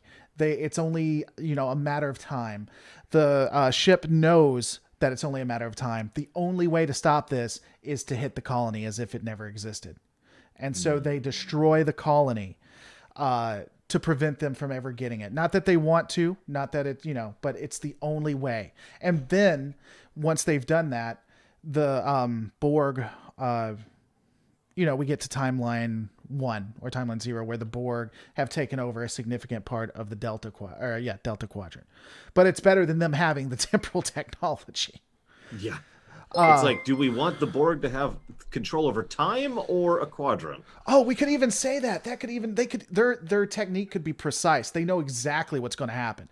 It's like, sir, they've gotten the temporal technology. Once they've refined this within, a couple of hours, they're going to be able to start either removing or adding stuff. And the captain's like, well, what do we do? Can we take out the colony? Sir, if we take out the colony, they'll own the Delta Quadrant, or they'll own a significant part of the Delta Quadrant. And he's like, well, that's better than them having temporal technology. Mm-hmm. And then even though they knew they did what was right, they're always trying to fix it too. You know what I'm saying? Yeah, I get you. I get the direction. I think I like that. Where would we put it though? I'm not sure. Yeah, because that's gonna be some timey-wimey stuff. That's gonna be. Well, I mean, no, that lines up pretty smoothly. The catch is keeping track of individual variables. That's what we'd have to do. Yeah. We'd have to have a friggin' whiteboard and like, okay, here. So this happened here. Someone in your chat said, why don't you use Q to reset the timeline? I would never do that. That just sounds like a terrible idea to me personally. I don't think Q would be interested in that anyway. Yeah, first of all, I don't think Q would do that. Yeah. Second of all, I just, from a narrative perspective, that feels a bit too much like Q just fixes everything because he can. Well, and I mean, if I had to write around that, what I would say is I would lean into the hinting that the Q fear the Borg, or that there's something going on with the Borg, and they just don't touch it if they don't have to. And even though they can tell that this is probably not the best thing when it comes to the Borg, and I probably would never explain it either. I would just have it where the Q just don't touch the Borg, and it's always left in the air. What's going on? Why won't they do it? They do not touch the Borg. Actually, now that I'm thinking about it, so we don't have to say this on camera, but I like to, for those of you who don't know me, I like to write stuff under the hood, even if it never shows up on camera, just so I know, and so I can make things make more sense. I'll tell you exactly why I would have the Q be afraid of the Borg. I would have the Q be using basically tech. Mm-hmm. That is how they accomplish their stuff. And for whatever reason, the Borg's sensors or scanners or comprehension is at a level that no one else has. And they are legitimately afraid that simply by interacting with the Borg would be like, oh, that's how you do that. Right. And then that would just be the end of the Q continuum and their preeminence. Well, and we know the Q for whatever reason fear Guinan's race, so it could be that too. You could build it into that too. Once they got Guinan's race and the Q for whatever reason just dropped the ball there, the Q knew that Guinan's race had the ability to fight or detect them. Yeah, the Elorians had the ability to fight or detect Q, and so now it's we can't get near them because we know they have the tech. Mm-hmm. And like you said, if it was tech, the reason why they were doing it, they could be like the Crinum. They don't exactly know what would happen if they tried to fix that, so they're not going to mess with it. Yep. Yeah, no, I think that would, again, we never have to have that on camera, but that would be the under the hood explanation, I think. Right. All right. So since we're on Voyager, I was just gonna Ro is on Voyager crew. She's Maquis. I have establishment. I'm not sure what I put establishment there for, so I guess we'll delete that. That would be season 1, is what I'm thinking. Yeah, that's what I'm saying. Season 1, Ro on Voyager crew. Season 2, Terranok, Janeway possibly loses command. Season 3, Ro possibly dies. Janeway takes back command. Conclave infringement, Borg Arc, Crinum, and Founder assist the Dominion. Do we need to move any of that, or is that okay? We just tie it all back in? I think that should be acceptable. We're going to have some busy seasons, but that's okay. Season 4 really should be breakneck pace, in addition to being absolutely terrifying. Right. Like, that's the whole point. Season 4 is kind of the climax season. Season 5, sorry. Season 5 is kind of the climax season. Yeah, here's an interesting thing, too. Like, Season 1, we could do Crinum. I put Crinum intervention, but we have signs of the Crinum, or signs of their tech. And we have where the Voyager crew deals with it a lot faster or easier than they should. Mm-hmm. So, like an example, we have an episode where the Voyager crew comes upon a undetonated temporal weapon, and no one can figure it out, and it's doing emanations that's just causing all kinds of havoc. Voyager figures it out. They're not exactly sure, but they're the saviors of that sector. Mm-hmm. And then that can kind of lead to it. And then that goes back once it all comes together in season 4, season 5. Then we now know that, whatever timey-wimey from the other timeline, somehow they knew, or it still interacted. It still was connected in some way. And that's why they're able to deal with it. One idea I like just as a concept, and it would be relatively easy to implement too. What if, as a direct response to one of it could even just be a thread of the week of the early stuff, the Voyager crew ends up coming up with a way to temporarily shield themselves, right? And it's just a temporary thing. It doesn't really have any significance. It was only a thing. They're encountering a singularity. They need to have shielding to prevent themselves from getting affected by, the fluctuations in time dilation that's happening near it, right? Real simple stuff. So just really cool, simple, innocent thing. And then just leave that there in the background. And then fast forward 2 or 3 seasons, and we find out that the reason that they are... basically the same thing that actually happened in the actual Year of Hell. They were the anomaly because they were unaffected by the change, which affected the change, right? Right. And that is what actually pushes the Crenum into awareness of Voyager directly. Like, well, hang on a second. What? Right. What are they doing here now? Have you been tracking this? No. Right. They were supposed to be here, just some idea like that. And that, of course, then gives them that shielding so they have the ability. And this is really important to me. So that they have the ability to freaking remember what happens when the reset button hits. I hate it when a reset button's hit and everyone forgets it. That's such a huge pet peeve. Well, nothing's gained. It's horrible writing because nothing, generally character arcs move somewhere. Mm-hmm. Could be interesting. Now, this is getting a little into the weeds, but it could be interesting. That's too many little details. It's a thought I had. Really quick. Hi, Sheriff Yoda. Welcome to my stream. I hope you enjoy hanging out. We're just chatting with Lord Roulette. I think he's above me still at the moment. We're rewriting all of Trek, Sheriff Yoda. This is codifying, to use my own terminology, codifying Trek. All right, so let's walk away because we're gonna start. Let's walk away from Voyager. We've done too much. We can go back. We just gotta. So are we keeping Borg Arc at season 5? Yeah, let's go ahead and keep Borg Arc at season 5. I think we can restructure to make that happen. If nothing else, we could go ahead and stretch out. We don't have to do season blocks necessarily, right? If we're being honest with ourselves, so we could stretch out the Terranok and the Conclave arcs into the Borg Arc, and we could stretch the Borg Arc or shrink it as necessary in order to lead up to 5. So. David Dicer, thank you so much for support. I agree. So thank you so much for supporting. We're actually going to be rewriting Insurrection and Nemesis. We're not going to go too far into it. You asked how I would. You need to stay tuned because definitively we're going to spend hours doing it, I'm sure. Oh yeah. Let's talk about DS9 for a second. So when was the Dominion War started in? Why? If you want to do something else, we can do another. No, I fell. Oh, well, stop falling. Episode 26, Call to Arms. What is that? Season 5. Okay, so the season 5 finale. By the way, Q's son tries to save Aunt Janeway. No, we're not doing that. No. Simplest way I could put that. No. So season 5 is Dominion War. Wait. Is what this says season 5. That doesn't sound right. You're right. Is it season 4? No, season 6 should be the Dominion War. No, it's the finale of season 5. Right. Okay. Yeah. Season, because that's their that's their end. So season 5, the end of that is the Dominion War. No, yeah, because First Contact is going to happen basically right before the end of season 5. And we already kind of wrote how that's going to directly lead into the Dominion invasion, and that's going to then lead to the formal declaration of war. Right. So it happens here. So season 1 of DS9 has civil unrest. We have where do we go with season 2 in that? Because DS9 and Voyager are the one that intermix the most, so we're going to need to make sure we have those. So, okay, here's my thinking. I know this sounds like a weird and very vague statement, but I like the idea that the Maquis and the Bajoran unrest are more directly connected.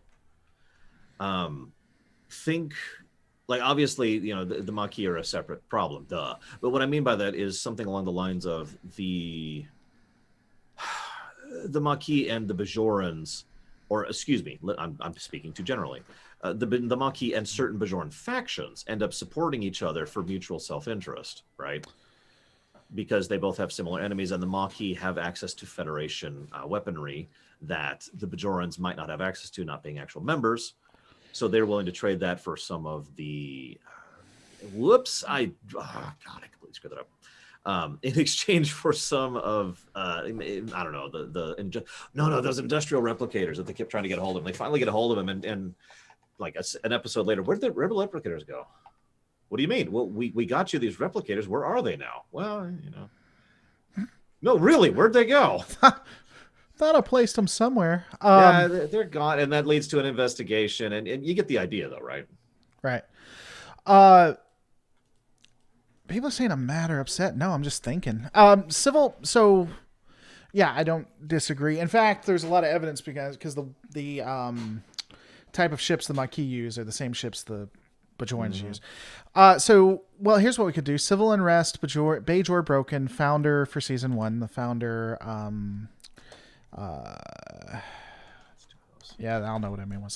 Season 2 could be more focus piece, Maquis Bajor, where because Bajor is still fractured, right? So you still, and like you said, they do it just like that, and we could get more into how certain factions of Bajor is basically funding the Maquis, and that could cause issues with the Federation, and Bajor could come back and be like, well, you're just helping us out, right? We're not Federation members, right? We can do whatever we want, right? Prime Directive, right? Or are you going to say something? Yeah. Are you actually going to do something? Talk to me about the Prime Directive. Because real quick, I like where you're going with this, but I think we should pause because I think we should talk concepts really quick. Okay. Yeah, I'm talking about concepts. Transporter. Okay. Now, I know this sounds like a weird thing to say, but I think we should completely rework how the transporter works. Now, I've actually already put some thought into this because it's me.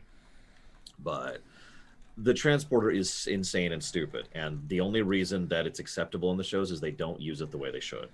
Okay. And that has always bothered me. It's actually so there's a bunch of things we can do with this, and I of course welcome your opinions, as terrible and awful as they are, but I do have my own thought. Okay. So they've got the ability to transport between 2 points of equipment.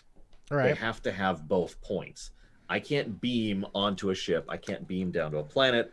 I can't beam you over here into space. I can't beam a bomb or beam your warp car out. I have to have an exit portal, right? Okay, yeah. That's kind of it. That's kind of the limitation right there. Because that suddenly fixes so many issues, and it makes transporters an actual tool, both for just regular missions and for a tactical perspective.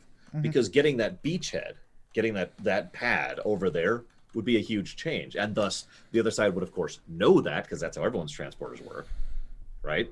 Right. Yeah, actually, admittedly, some of this comes from Stargate, Pkwy. That's definitely an inspiration. And now they can't just beam all over the place all willy-nilly, and we'll see more reason for people to actually go down in shuttles, and we'll get to see more shuttle use in general, and a little less, we have to come up with a reason this week why the transporters don't work when they need them not to problem, right? Like, so that problem kind of gets thrown out the window. So that's my thoughts, question mark.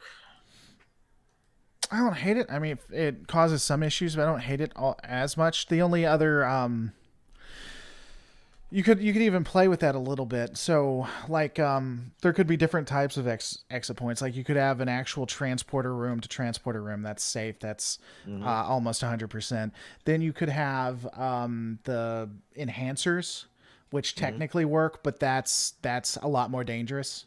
So we could have it instead of enhancing it, it just makes it possible. But that's it's a lot more that you have to deal with. And then you could and so they could even discuss that. It's like if they need to go down to a planet and they want to set it up, you can have a mobile transporter pad, but that is actually somewhat bulky. And if you're trying to do an operation or trying to get someone somewhere fast, you can use those. They're a lot faster. They're a lot less cumbersome, but they're also require a lot more work. Yeah, I do like that idea. To add even further to that, so two quick things that occurred to me. First of all, I love the idea of some of the more desperate and less funded groups use those regularly. Right. And I would make it a thing that they lose people regularly. Yeah. Like that's just a price they accept. Right. Like the Maquis, for example. Like, we need to beam over to this Cardassian ship, and 10 people beam over and 3 people get there. Right. Like I'm talking massive fail rate, and they just accept that. That's the price they willingly pay. They signed up for this, The other variable, and I know you're going to hate me for this, but I would love the idea that the Borg don't have that limitation. Like they're the only ones. Well, I was going to bring that up. Maybe as one-offs, that could be a real advantage certain species has.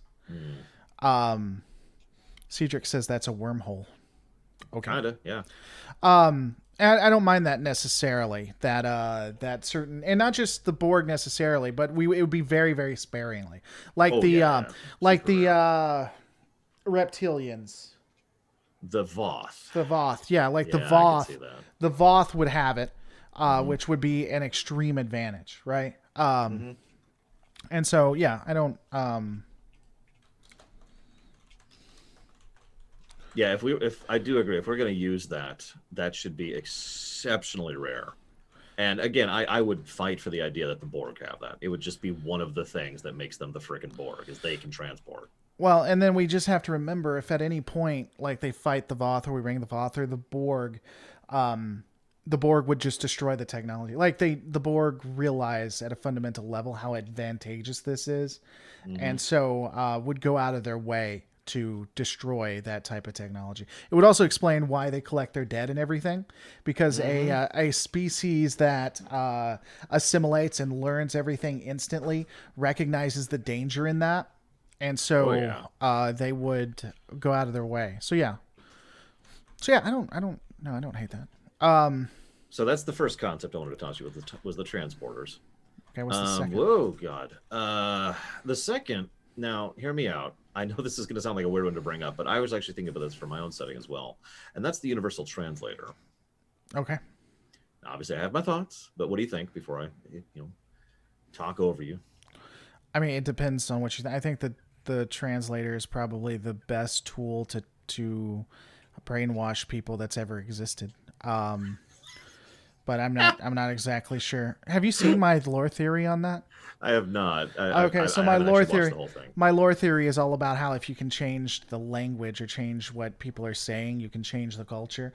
And so how do they really know what's being said, right? Someone could say they like something and it actually comes out that they don't. So wait a second. Are you saying KOTOR 2? I knew it. Yeah, but that's what I'm saying. You can if you change the language, you've won the battle at the end of the day. And so, I mean, the fact that it instantly translates everything is kind of weird. I wouldn't have it like an automatic. It'd be more than just plot specific. I don't know. What are you wanting to change? Do you not want it to exist? Because I think it is necessary. No. It kind of has to exist. Yeah. It is that is a thing. I like the idea more. Okay, so this thought came up, again, partially because I was looking at my own setting, but also partially because in Enterprise, they have a Universal Translator, which irritates the ever-living piss out of me.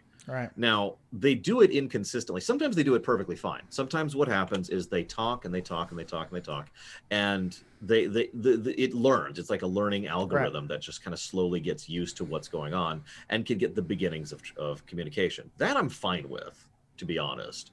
The problem is it perfectly works in every case, ever. And in Unless some cases plot. can actually perfectly translate stuff from species they never even heard of, who don't even think like they. You get the point, right? I think it's too far. The simplest, two limitations I would do. First and foremost is what I already just said. For an unknown race, or for an unknown race or an unknown species or an unknown language, it takes time and it doesn't give you perfect communication. It just gives you like a kind of a thing, right? Right. The second change. First try again, is I would have, that's a really hard trick, by the way. That's like 8 frame perfect inputs there. I'm really happy about that.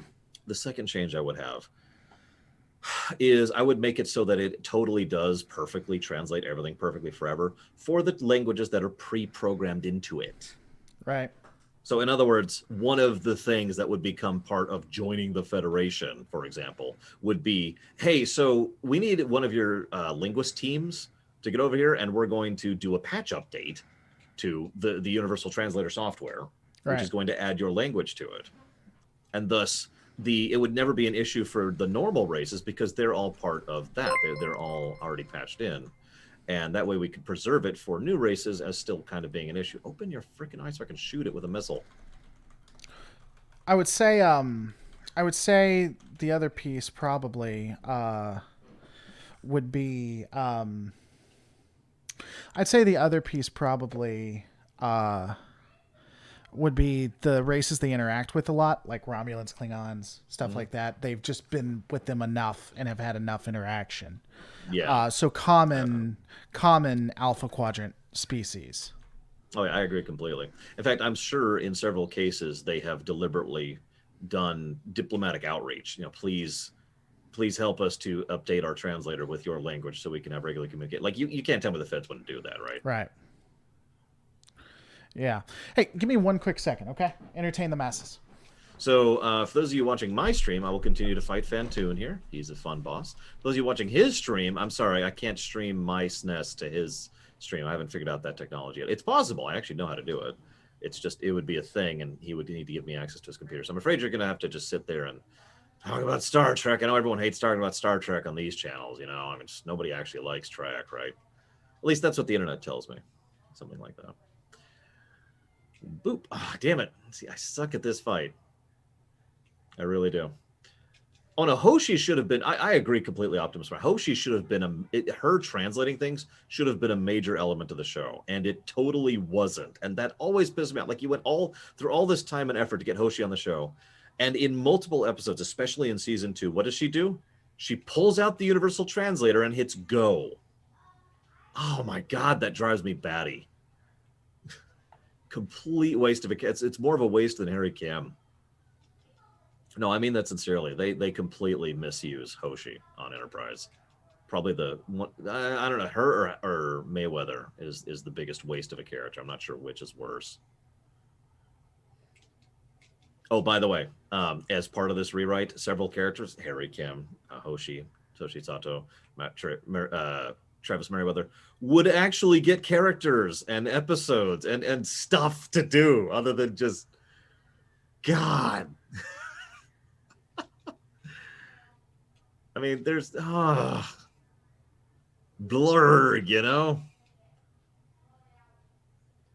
I mean, okay, real talk, if you can't think of something to do with the character, stop having the character be around or never make them in the first place.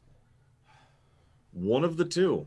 If you want Nameless Ensign 35, don't make them one of the main cast. Also, what's wrong with you for wanting Nameless Ensign 35? That's an unrelated problem there. Right, oh yeah, speaking of which, I would also completely 100% eject the red shirts concept. Agree, disagree? Where they die? No, death is awesome. We need to have more death. Okay. No, the problem is, okay, so allow me to define how I define red shirts. Red shirt is when someone dies in a way that is completely irrelevant to anything and everything, and nobody acknowledges it, nobody cares. But the only reason it happens is to tick off the checkbox to prove to the viewers that this is a serious situation. Right. No, That's I a agree red with that. shirt. I agree with that. Yeah.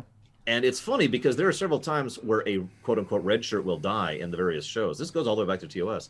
And they're wigged out about, like, oh my God, they're dead, and it's horrible, and it's awful, and blah, blah, blah. That's not a red shirt death because that had impact. Right. Because that mattered. No, I agree. So, yeah, red shirt death, gone. So on the Universal Translator, don't instantly know. Takes time. And pre-programmed languages from known races, known contacts, kind of a thing. The only thing that'll suck with that is that means every species that they interact with has to have an episode of them not understanding or having issues. What the? Oh my God! I just lost your chat. Why'd you lose my chat? It crashed. Did I get banned? That's the weirdest thing. Does it say that the channel's no longer there? Because that. Yep, it says Lore Reloaded now belongs to Lore Runner, as it should be. I would rather it say that than Lore Reloaded channel has been banned or this channel no longer exists. That would be awful. That would be really, really terrible. That happened to me once. I still have PTSD from that. Yeah. So I agree with your point about it kind of sucking. There are ways to write around that. What I'm thinking is, narratively, an episode does not have to begin with first contact with a new race. Sure. That it could begin with third contact or fourth contact. And it's like, hey, these people, and and then they kind of understand what they're saying because they've had the impact. Blah, blah, blah, blah, blah, blah. I will go ahead and admit, by the way, I'm willing to let this one go. Like, if for the sake of sheer convenience and nothing else, I'm totally willing to let this one slide, because that's why they do it in the show. It is the convenience factor. Well, we can see where writing takes you with it, and if it seems like it's becoming cumbersome, then we can... Yeah, then we can just eject it. Yeah, because one of two things. We can figure it out that way, or if we've already talked about it midway, we just write an episode where they find magical tech, and then we've fixed it forever and always because of this magical tech in this episode that we found. So, yep, we found magic tech. Yeah, exactly. I mean, that's not even out of bounds, really. That's not even... You say magical tech, and while you're certainly right, all I got to say is mobile emitter. Right. Which I think was a brilliant idea. Yeah, so, I mean, it's not like it can't be done. You just have some fun with it, right? So, all right, so we got that. Any other miscellaneous changes or not? Yeah, major concepts. Hang on, I'm trying to remember now. Help me out, guys. What are concepts that need to be adjusted? Oh, the Prime Directive. Okay. we need to work on the Prime Directive, period. One way or the other. I like the TOS version. So, funny thing, I don't know how recently you've watched through TOS, but I watched it about a month and a half ago. Is it not the way I remember it? Is that what you're trying to say? It's actually better than I remembered in many ways. For example, did you know that the Prime Directive is not mentioned or comes up until season 2? What happens before that is they talk about a directive of non-interference, or the Prime Directive of non-interference. Now, if you don't understand how I'm phrasing that, allow me to make this clear. This is more for the viewers at home, because I know you're a brain. Lore Reloaded's a brain genius. He actually has all of Star Trek memorized. It's really terrifying sometimes. Some people think that. You joke, but some people think that.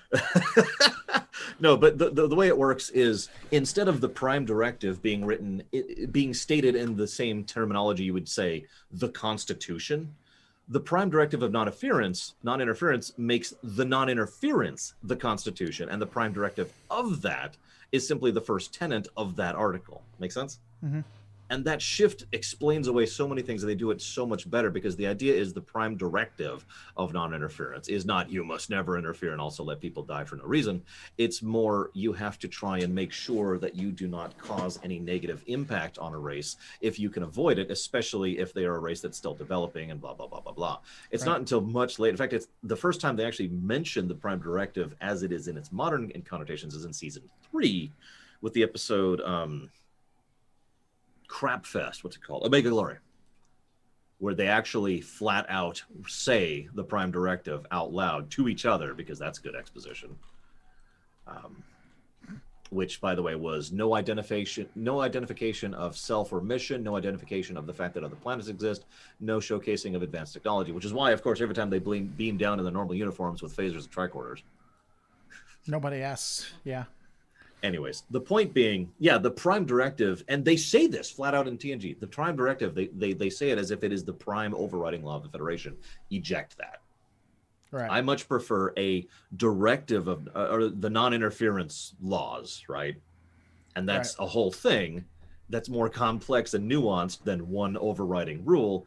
And maybe there is a prime directive of that if you want to maintain the prime directive of non-interference. I'm okay with that idea. Well, and I think the thing to do with it is it's a big deal when you break it, but it's not like a religion or a law or anything like Starfleet understands that that there are going to be captains that are going to need to break it for whatever reason. Yeah. The only thing that it is that if you do, then that's going to be a massive deal. Like everyone that knew what you did, and people who were within 6 miles of where you are all going to have court martials to figure out what went on, court martial trials. But it's with the understanding that we know that this is going to have to happen.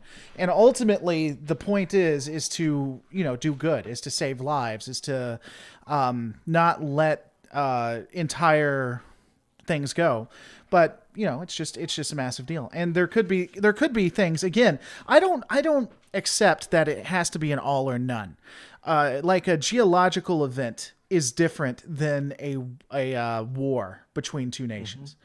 So I don't, because remember that was Picard's thing. It's like, oh, you'll save them with this, but what about if they're at war? Well, those are fundamentally two different things. Yeah, right? I hated that because, for those of you who don't remember, in that episode, Picard uses that as an argument that it's never acceptable because under one potential circumstance, it's not acceptable. Therefore, it is never acceptable, which is nonsense. Right. There's a term for that kind of fallacy. I don't remember what it's called. So, and I mean, yeah, I understand it's sticky, but it's a sticky topic anyway. But geological events, especially if you can do it without being detected, that's a no-brainer. Again, there's going to be the captain and the bridge crew may have court martials, but that's just because this is a big deal. But it's formality at that point. Now, once you start getting into siding with one side, obviously we're going to have more of a conversation. But you don't have to, just because that's a sticky situation means you don't help them all the time. And that's how I'd establish it, for sure. I should probably also mention that the Starfleet deliberately and aggressively violates the Prime Directive in many episodes, especially in season 3. And I stress this, not Kirk. Starfleet does because of their growing Cold War with the Klingons. Right. And they do violate it in just the most overt way possible. It really is, we're going to give you weapons and we're going to treat with you and we're going to make you our allies so that you are our allies against the Klingons, which might actually be the most egregious violation of the Prime Directive, right? Other than just setting yourself up as a god, which they also do that, but let's not get into that. Well, and I mean, again, that's just my thing. Like, there are going to be levels to it. Like, obviously you want to, again, this is more pragmatic, and I don't know if we go with Gene Roddenberry, but if it's going to mean the destruction of the Federation, we're probably going to do something about that. Like, and here's my thing. Like, for instance, like if something from Voyager, let's say that they came upon a race that was starving because they didn't have warp drive, and they were toying with the Omega particle. And it was getting real dangerous. The Federation knew that they were getting into territory, and they had no idea what they're doing. It's just their civilization was about to die. Yeah, then we might step in and say, hey, I would stop them for sure. Yeah. Yeah, no, I agree. Yeah, basically, and then just like, hey, have you ever heard of warp technology? We're not gonna allow you to use the Omega particle. So what can we do? Like, and here's spoilers, and I know you don't care, but here's something that Lower Decks I think handled. And I'm just gonna point this out. Spoilers for the most recent episode for those who care. What happened was, you gotta count to three. Okay, 1, 2, 3. The Mariner comes down and she stops. So one species is eating another, and she comes down and she stops it. And she's like, yay, I'm the hero, yalla la. Basically, though, she's about to start a civil war, right? Yeah. Because they don't want to be eaten anymore. And the captain comes down and she's like, what the hell are you doing? Get back to the ship. And then once Mariner goes back to the ship, she turns around and she says, okay, we have these things called replicators. If I give them to you, will you stop eating them? And they're like, well, can it make the food we like? Yes, it'll make anything you like. So would you like these replicators and just stop eating these people? So, I mean, that would be an extreme case. I'm not sure I'd approve that, but you get what I'm saying. It's like, hey, here's another technology. Be careful, but just, so yeah. Speaking of which, let's just completely eject the Federation doesn't trade its technology thing. That was only really a thing in Voyager, but it was dumb and it's gone. Right. I agree. I think it's a big deal. I think it's a big deal. I think it's a big deal depending on what it is. But yeah, I agree. I mean, of course they do. I mean, they've been doing it since forever. Well, but that's the thing. It's like, hey, we can't trade with you. It's like, okay, can we become a member? Sure. Okay. Well, here's all of our technology now. Yeah. It's like, just congratulations. Yeah. Here you go. Check. Holodecks, replicators, phaser technology. Yeah, we got it. Oh yes. So okay. So sorry. 2 more techs while we're on the concepts thing. Replicators. Let's start with the big one. Now, there's an idea that actually started in the Star Trek writers' room. Again, a lot. I know you know this, other Laura. This is mostly for viewers. That replicators simply cannot make certain things either because they are too dense. As in the molecular density is just so dense that it actually cannot construct things at that level, or because it is simply too complex. Like dilithium, for example, was a big one for a while. Although they ended up getting rid of that one, but whatever. So that's not a bad idea. It's a nice natural limitation, I think. Yeah, I agree. I'm totally cool with replicators being a thing, especially for the most part. We'd probably have to sit down and come up with a few specific things of how they work. But that's just, I wanted to ask, what do you think of the overall concept? Yeah, I mean, I think replicators are cool, and I think they're fun technology. You just give them a limitation, and you stay consistent with that limitation. Mm-hmm. And it's not just. I don't think it should just be used as a plot device, like just randomly. Oh, we can't replicate this medicine. If you're going to establish things like that, I would probably. They actually did that in TNG season 1. They did. They did do that. It's like, and simply because they needed a time sensitive. They needed the ticking time bomb trope. Yeah, and it was just like it was a little kid. Yeah, so brothers. None of that. No. Yeah. No. So yeah, I mean, you can have limitations. I just wouldn't do it just because we need a ticking time bomb trope or something. Yeah, like agreed. Carefully utilized limitation. I also like how it can improve too, though. Like in TNG, they weren't able to instantly replicate. They needed specific types of replicators, and then by Voyager, they were able. A standard replicator could replicate what they want. Now that was just for convenience. They didn't do that on purpose. But I like the fact that the technology technically improved. No, I like the idea too. All right, so second, hang on, last one I got. This is the last concept. Because we still got all these seasons to walk through. Holodeck, okay. It uses the same power source, by the way. What? Yeah, exactly. That can't be. No, sir. No. No, too far. I disagree. Too far. Yeah. Okay. So, let me just go ahead and say, even though it's a very minor thing, there's only really 2 things I'd change about the holodeck. Thing number 1, I would make it the Matrix instead of a magical place that writers have bent over backwards to try and make sense for years and failed at in order to right now. To be clear, there's actually a type. Oh my god, I really overshot that. There's an idea behind the holodeck that would actually make perfect sense, and it basically boils down to it is a holographic square around you, which wouldn't allow you to do many of the things that they actually do in the show. Like you couldn't go to the old Midwest area and run around and do things. Instead, you could go to the old Midwest area and have like Hogan's Shootout, right? Right. You could have the areas immediately adjacent because you're still stuck within the same physical space. Right. So I'm okay with that. But the other idea, though, is I like the idea that it kind of gets better over time, and that the plug yourself into holodeck, which is just at that point that's a full holodeck, right? That's that you can jump around, do whatever. That's something that doesn't come up until later. I'm totally cool with that being a TNG invention, golden era, right? Right. But I think the idea of holodecks as is should go away. And the second thing, and this is the duh, I'm sure everyone agrees with this, is that holodeck malfunction stories need to go to hell. The what? The stories where they're going the holodeck malfunction stories, of which there are many. It's God. There's even holodeck malfunction stories that aren't set on the holodeck, but that's what they are. Right. They don't call them that, but that is what they are. Screw those stories. Those are dumb. Those have always been dumb since the very beginning. All right, I'm done. That's it. That's all the concepts. Okay. No, I don't hate that. I love how you say I'm so hard on myself, and then you constantly tell me how terrible I am. I really, I don't hate that. I mean, it's not the single worst thing I've ever heard in my entire life, true. but it's like the second worst. I never knew love, Runner. So let me tell you about something. For 10 years, I was with someone, and until you just gave that idea, I realized it paled in comparison.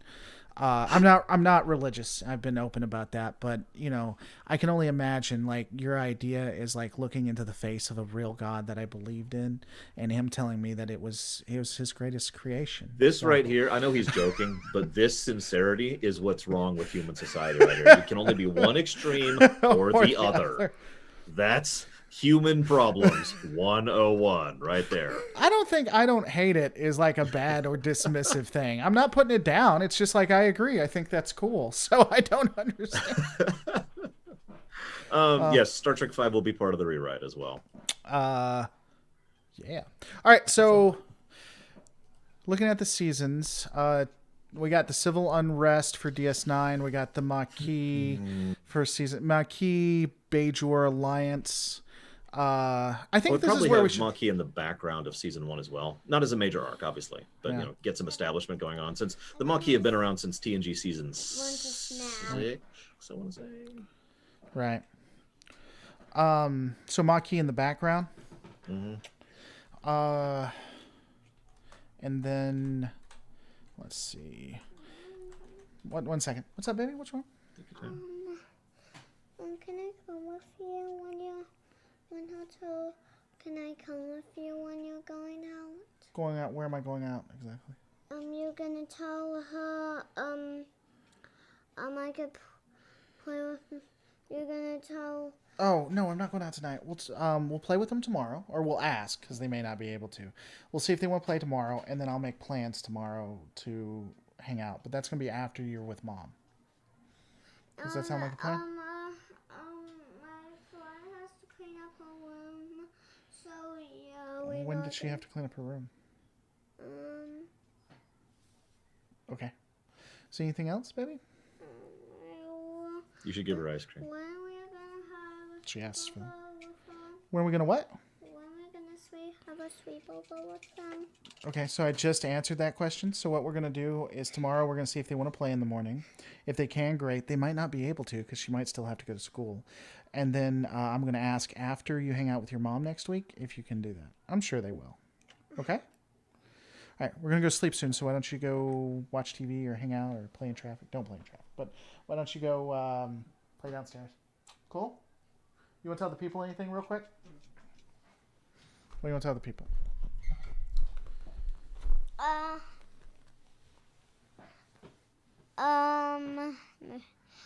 You heard it here, folks.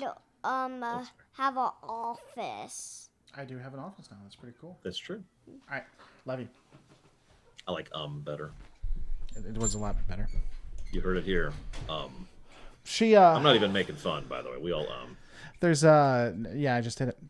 There's some neighborhood kids that they started playing with like just a couple of days ago, and she's really excited to hang out with them. And so, yeah, she wanted to hang out tonight, but unfortunately they were busy or something like that. I don't know. And so, but anyway, yeah. So season DS9 season 3. I think we should have the Cardassians. Are we gonna have a Cardassian introduced in season 1? Oh, absolutely. Oh yeah, and then maybe we start having in season 2. We start making the Cardassians pretty militaristic, I guess, and maybe have them really bugging Bajor, but also have at least some mentions about how they're pushing Federation, and maybe even though it makes no sense on a map, are annoying the Klingons. Because that has been canonized now, by the way. What? The map has been canonized, yeah. Okay, I'm gonna have to see the new canon map and see I know you how haven't it seen- compares to all the other maps. Well, no, it's the map that comes from the Alpha Quadrant map book, that what a lot of people use, where you have the Klingons and the Romulans in the Beta Quadrant with the Cardassians and Bajor in in the Alpha, yeah. Yeah. Okay. That map. It was in Picard. I can send you the shot, but it was canonized. Yeah, it's that map right behind him. Yeah. So I mean, even though it makes no sense, so we'll have. I think they should already start being antagonistic of the Klingons. I think that should be something built into the background. Oh, I agree completely. In fact, what would probably be, so let's justify this a little bit. Cardassia is we know they're a falling apart, terrible, totally not post World War I Germany situation, right? Right. So they're claiming of Bajor, like Bajor was such a resource-rich world, it was pretty much a necessity for them and for their plans. And they lose it because of their issues with the feds, which means they get even more resource-starved and hungry. And they literally got the people starving in the streets issue right now. And that's why they go after the Klingons, because they're the only other ones they can go after. Right. Oh, that's the option. Here's another thing too. Season 1 DS9, is that season 4 TNG? Hang on. Let me pause the game. Pull up my notes. But I think it's actually season 6. That's why I'm checking. That sounds more reasonable.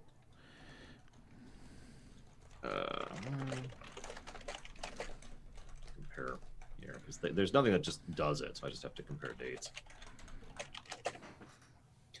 Actually, I can just look up when Chain of Command is, because that's when TNG, when DS9, started. Yeah, right after. Oh, okay. Right after. Unintentionally, that wasn't intended, because Chain of Command was supposed to include DS9. Yep, I'm right. So it is season 6. Okay, so either end of season 5 or so in season 5 of TNG, Federation begins putting pressure on Cardassia. Federation succeeds in several successions of Cardassia. So Cardassia withdraws from several. So here's what I'm thinking: withdraws from several sectors. So here's what I'm thinking. Okay. Here's what I'm thinking. Hear me out. Season 5, Federation. The Federation, we have a couple episodes. Federation's like, hey, Cardassia, you need to stop doing this. We're going to stop trade with you. We're going to actually use our weapons if you go to war with us. This is going to be a really bad situation. Or you can withdraw from Bajor and 6 other random sectors. Something like that, right?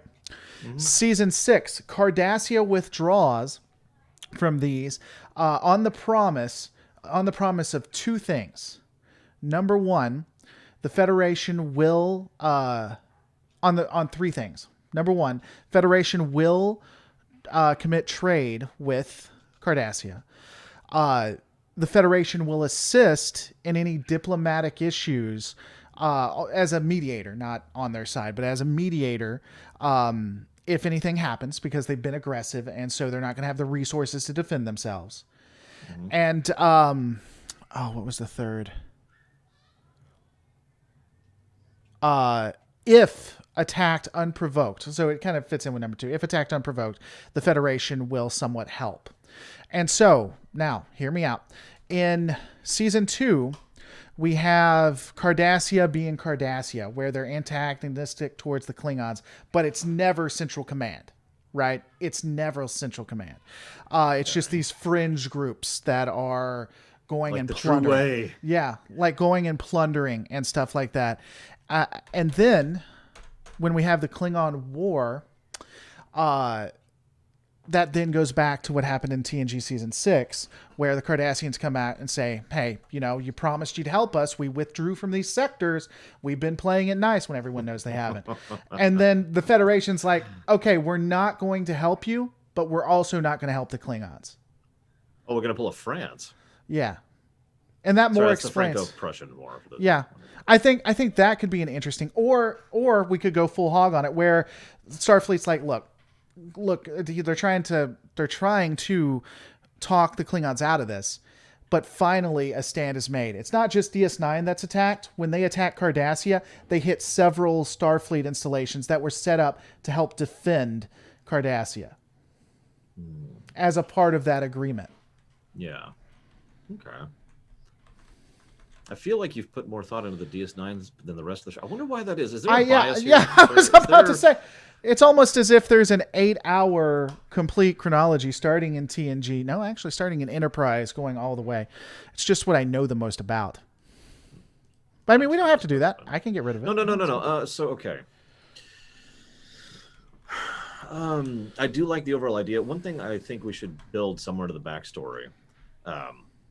I personally have no issues with the idea that Cardassia is struggling with poverty, with resource strain and that kind of thing, because all you have to do is limit their energy generation. That's the only thing you have to hit. Everything else streams from that, right? Right. Now, this brings up an interesting idea and a question. I know this feels like it's getting out of the weeds, but for those of you at home, this is kind of how I write. I come up with something, and then I write everything next to that, and I just kind of branch out and I explain things in that kind of web. So, why do the Cardassians have an energy crisis? Now, the most obvious answer is, well, because whatever it is, the resource they need for their thing, they don't have. But the problem is, if anybody else in the major area doesn't have an energy crisis, then the question has to be asked, why does Cardassia and the Obsidian Order have not spent huge amounts of time and resources trying to claim or get or otherwise reverse engineer that energy process that everyone else uses that they're totally fine with, right? So the solution to me seems that there should actually be something, and I don't want to use dilithium. I hate dilithium.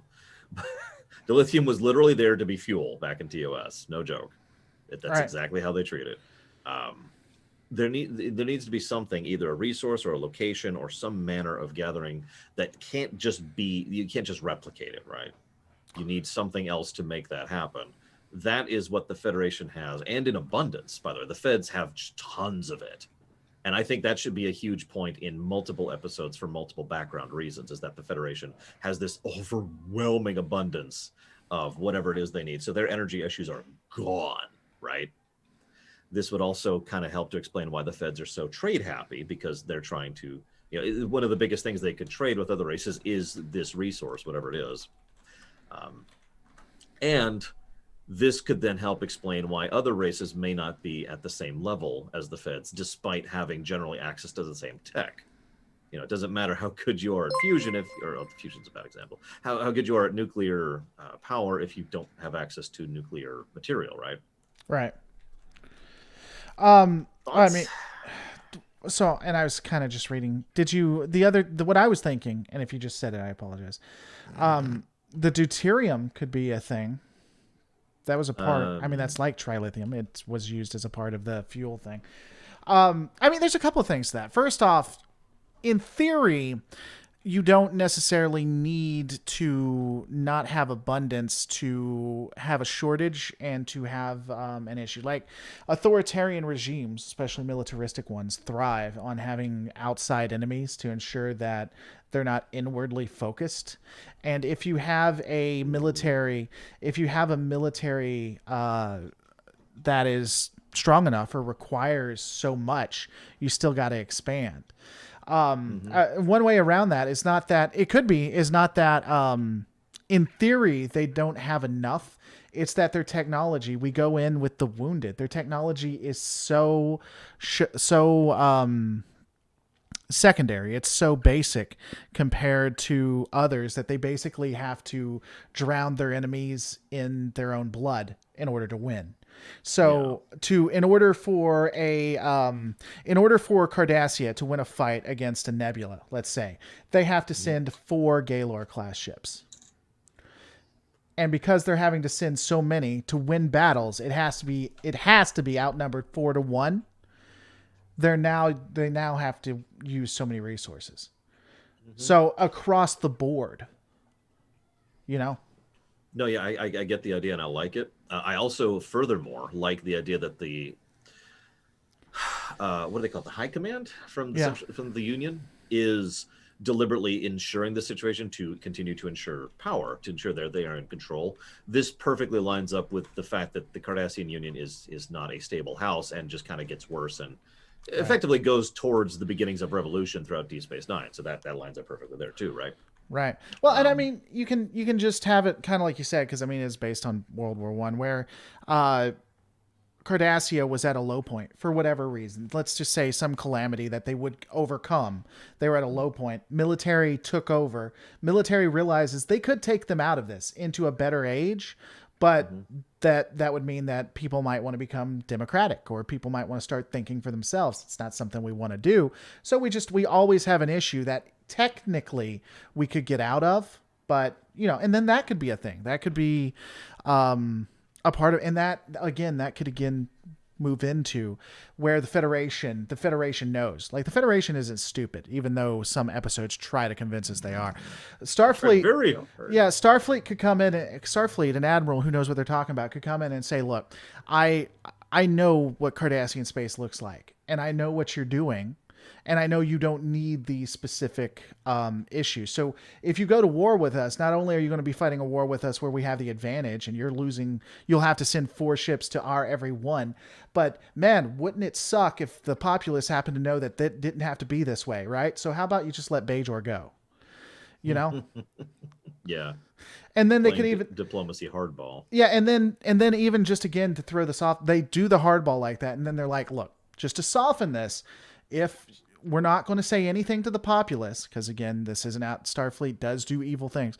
We're not going to say anything to your populace, and we'll help you out if this goes sour. And because that could come up. They're like, well, what about the Klingons or the Romulans? We'll say Romulans. Let's not even bring the Klingons. What if the Romulans come in? Federation's got your back. If the Romulans take advantage, we got your back. Okay. I do like the overall idea. Sheriff Yoda had a great idea in chat I want to share as well. And I think we should bake this in there. I think the Ferengi should be embargoing the Cardassian Union. Because we haven't really talked about the Ferengi yet much, but I think, and I've always thought this in my headcanon, the Ferengi Alliance should be kind of the Switzerland, Right. Economically. Like they have so much sway and influence of where the galactic economy is flowing at any given point in time. Right. And I love the idea that the Cardassians pulled something, maybe like just a straight up attack. Right. And the Ferengi were like, nope. And that's just kind of game. Like that leads to an overwhelming economic crisis for the entire Union at that point. Yeah, I don't hate that. That could be sorry, that just means I like the idea. No, it's okay. It's okay. No. I've let it go. I accept that I'm terrible. You're not terrible. Mike Hendon says Olive Branch to Cardassia, Adidas, and Ushankas to go with their crumbling. No. Is that some inside joke or something? Yes. No. Oh, okay. We're done. Okay. Am I about to get banned for? You're banned. Oh, it's over. It's over. Sorry, he's been canceled. But yeah, no, I like that idea a great amount. But both with the Ferengi and the Union deliberately abusing the situation, and the Federation being more than willing. Certain members of the Starfleet, probably the Federation, not actually Starfleet, being more than willing to use that as a diplomatic tool and being like, hey, So why don't we introduce that in TNG Season 1 Ferengi, like when we introduce the Ferengi? I assume we're not getting rid of them. Ferengi don't like Cardassians. Slip that in at some point. Like when they're introducing... We can explain later. We can come up with a specific reason why later. But yeah, that should be like maybe they have just an epitaph, which is "you Cardassian dog," like specifically saying that, and without context at the time. Of course, anybody who watches has never seen any Star Trek. They'd be like, "What the heck is a Cardassian?" Right. Or another thing too is like they talk about how they don't know much about Ferengi. The last time they knew about Ferengi is when their sensors had this great battle or this battle between the Cardassians and Ferengi, and then you just happen to drop. That's why Ferengi now don't deal with the Cardassians anymore. I mean, we could, and then continue with the Ferengi using it as a insult. Like Cardassian is just an insult to them. I don't think we're ever going to get these bare bones things done, though. We're working on it. We're getting some good work done. None of this has been dead air. That's true. So then we have to go. Let's see, TNG Season 2. Man,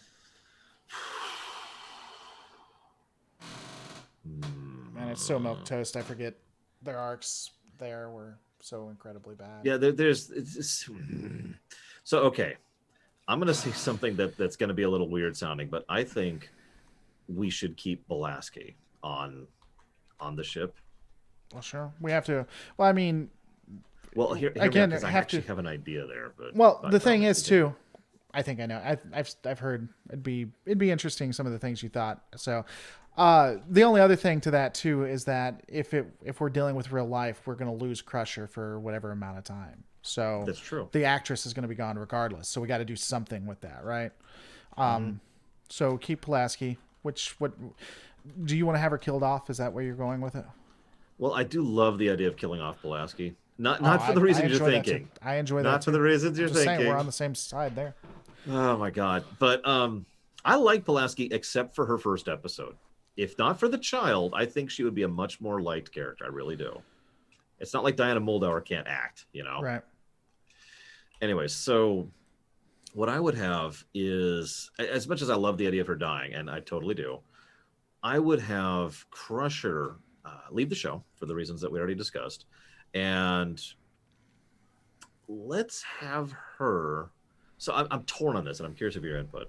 She could either go off to the Titan, which was my knee-jerk thought, and become the main chief medical officer over there, or she can, and you already see where I'm going with that one, I'm sure, or she heads back to Earth and becomes a member of Starfleet Medical, at which point she kind of becomes a recurring guest star rather than the main character. Because every time they go back to Earth, anytime they deal with any new major crisis or medical issue, you know, any kind of plagues or any new whatevers, or sending medical aid to Bejor or anything like that, she could be like the liaison at that point, right? Instead of contacting Admiral Nechayev, we get her. Yeah. Commodore, I think, would actually probably be the rank given Star Trek. So Commodore Crusher, and she calls him, hey. Oh, so you would have Crusher as the. I thought you would send Pulaski back. No. I'd keep Pulaski on the Enterprise. Oh. Well, that's a horrible idea. We could swap that. I mean, it doesn't. Why would you do that? That's a horrible idea. Because I actually like the only Pulaski. bad idea you have. See, when you have a bad idea, I tell you. I don't say. I don't say I don't hate that. I mean, I don't like. I don't think she. I think there's more. We can do with the character, the Crusher character, than we can with the Pulaski Crusher character. But that doesn't mean we can't have like Commodore Pulaski, or having them on at the same time is a bad idea. Because I admit the idea of Pulaski dying and laying down her life for the kids in the episode for the kids, which should have happened, is an appealing idea. I hate to kill off a character after one season. Right. But you know me, no, you don't know me. But for those of you who don't know me, some of my friends back in when I used to do a lot more writing than I do nowadays used to call me the chainsaw writer, because I have no hesitation about killing off characters permanently whatsoever. And I would be totally cool with killing off a character after her only being on the show for one season. Not because I dislike her, just because I think it would be good for the story. That's always the thing. It has to be good for the story. I hate shows that are unwilling to kill characters. I think that's so 90s. I hate it. Oh yeah, by the way, I do really like the idea that nobody dies on Enterprise until season 3. I would totally keep that. Yeah. I'm sorry, I had to toss that in there because that's actually a thing. Nobody dies on Enterprise until season 3. Not one person. Pulaski would be the first kill. I mean, I said TNG, didn't I? I meant Enterprise. I'm sorry. You said Enterprise. Oh, okay. You could have. I got what you were saying, but yeah, you said Enterprise. Well, I mean, arguably, that one guy who had his body infested with branches and leaves and stuff probably was supposed to die, and then they changed it. Isn't having a good day, I would say. He didn't have a good day, but he lived. They threw in one line of. He doesn't show up in the rest of the episode, too. Right. They just threw in one line of dialogue. It was a last minute change. Like, no, he lives. Why? Anyways. I mean, I'm on the fence. Would you prefer to kill her versus making her a Commodore, making her a recurring? That is a good question because I like both ideas, admittedly. You know what we could do? We could do both and have her be a Commodore first and for several seasons and just shove the kid episode later. Yeah, and then have her then finally have the sacrifice and kill her off much later. So why don't we do that? Okay. So we make her Commodore Pulaski. She served, so it was only season 2, right? So Pulaski, Doctor, and then season 3. Whoops. You know what we could do? Just to really line this up, we could make her already a Commodore when she comes on board. That's not unheard of in Star Trek history for a Commodore to serve on a ship. Right. And she's basically doing this as a direct, either a favor to Crusher or a favor to Picard, or because it's the Enterprise, you know? Right. Like the prestige is worth losing her post back on Earth in order to serve on a ship for a while. I could see her being that egotistical. Yeah, that'll work. And then kill her in season 5, you think? I think killing her off before DS9 is a thing is a good idea. So yeah. Okay. Yeah, let's have that. Let's have the kid episode happen in season 5 and have her pass away then. Now, that's a good point. We haven't talked about Yar. Yeah. She was back in season 1, and I actually forgot about that. Yeah, she dies in season 1 or season 2. She dies in season 1. Okay. Yeah, I mean, the only thing we do with that is the way she dies. I'd do it different. Yeah. That would be the only thing. Because again, we assume that the actress is going to leave, even though our writing would probably hopefully keep her a little bit more engaged. But we'll just assume that for whatever reason she leaves. It was destined to happen. And then, we could try to keep her, but then we missed the Sela thing. You know? I was about to say, what do we want more? Because I think this is the actual question here. What do we want more, Sela or Yar? Yeah. They don't do anything with either, so it really is just a judgment call at that point. I like using Sela, and I like the explanation behind it. Mm-hmm. I will admit I hate that part of Redemption, but that's only because they don't do anything with it. Hi, I'm Sela. Okay, and then the episode continues. Right. Well, they do. What? They go to the conference room and they have a moment where she talks about. That's true. They have a moment where they explain who she is and how she gets her mom killed. Mm-hmm. Yeah. That being said, and I hate to keep referencing STO, but I love what STO did with Sela. I would almost just mimic that, honestly. Give her control. Well, yeah, have her take over one of the militant factions of the Romulan Star Empire and have that be her overall arc. And over time, she becomes less horrible simply thanks to experience. Right. Yeah, I don't hate that. She was introduced in... Sela was introduced in season 4. Okay, well, then we'll just put her right there. Tasha Yar dies. We'll have her die. You know, it would be interesting is... I'm not completely sure how we would do it. But if we could do Yesterday's Enterprise and then have her gone, I don't know how you do that though. What are you talking? Help me out here. So that's when we lose her. We lose her in Yesterday's Enterprise. So shove her death to season 3? Yeah, shove her death to season 3. We lose her in Yesterday's Enterprise. I see what you're thinking. But how would you kill her in the how would you kill her in the prime timeline though? Not the alternate. How would you kill her and give it more worth? You know what I'm saying? Because just have her leaving, it doesn't make sense that they'd remember her if she's just all of a sudden gone. That wouldn't make any sense. Random thought. We could have Yesterday's Enterprise be one of the rare Temporal Cold War episodes. That would mean would be the Enterprise, our Enterprise D, is shifted to the War with the Klingons timeline. That's our Yar. She willingly goes back with and the they Enterprise remember C it. Sacrifice, and they remember it. Yeah.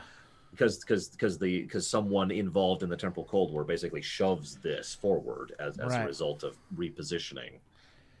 Because one of the factions was trying to push this idea of the Klingon War. Some other faction pulled the Enterprise C out as a very precise strategic strike, right?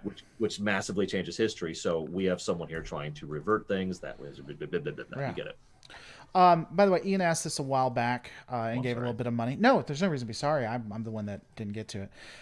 What show would you guys have done instead of the Trek we have now? I would have done a show about the original Kobayashi Maru incident involving the Enterprise crew. So I guess the question is, and we can only do it for a second because we got to get this done. What shows would we do instead of if I had to, I'd probably still do Enterprise, but it'd be more focused.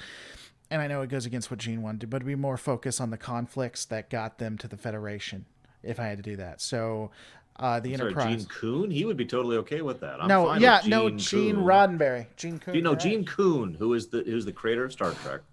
I wish. But no, I mean, is there anything you'd rather see in... I mean, I've workshopped Star Trek shows for most of my life because I'm a geek. Right. The only two big ones I've ever come up with is the gap in between Star Trek 6 and TNG. Mm-hmm. It was an idea I had for the longest time that basically each season would be another year block. Right. And it would be a generational show. Each season we would see a new cast because it would lurch forward several years or decades. Didn't they want to do that? Isn't that a idea that was pitched? I don't know. Oh, okay. If it is, I haven't heard of that. But it might be. The other idea is the obvious. It's the one everyone has. It's the post-Dominion War. Right. It's follow through on the post-Dominion War.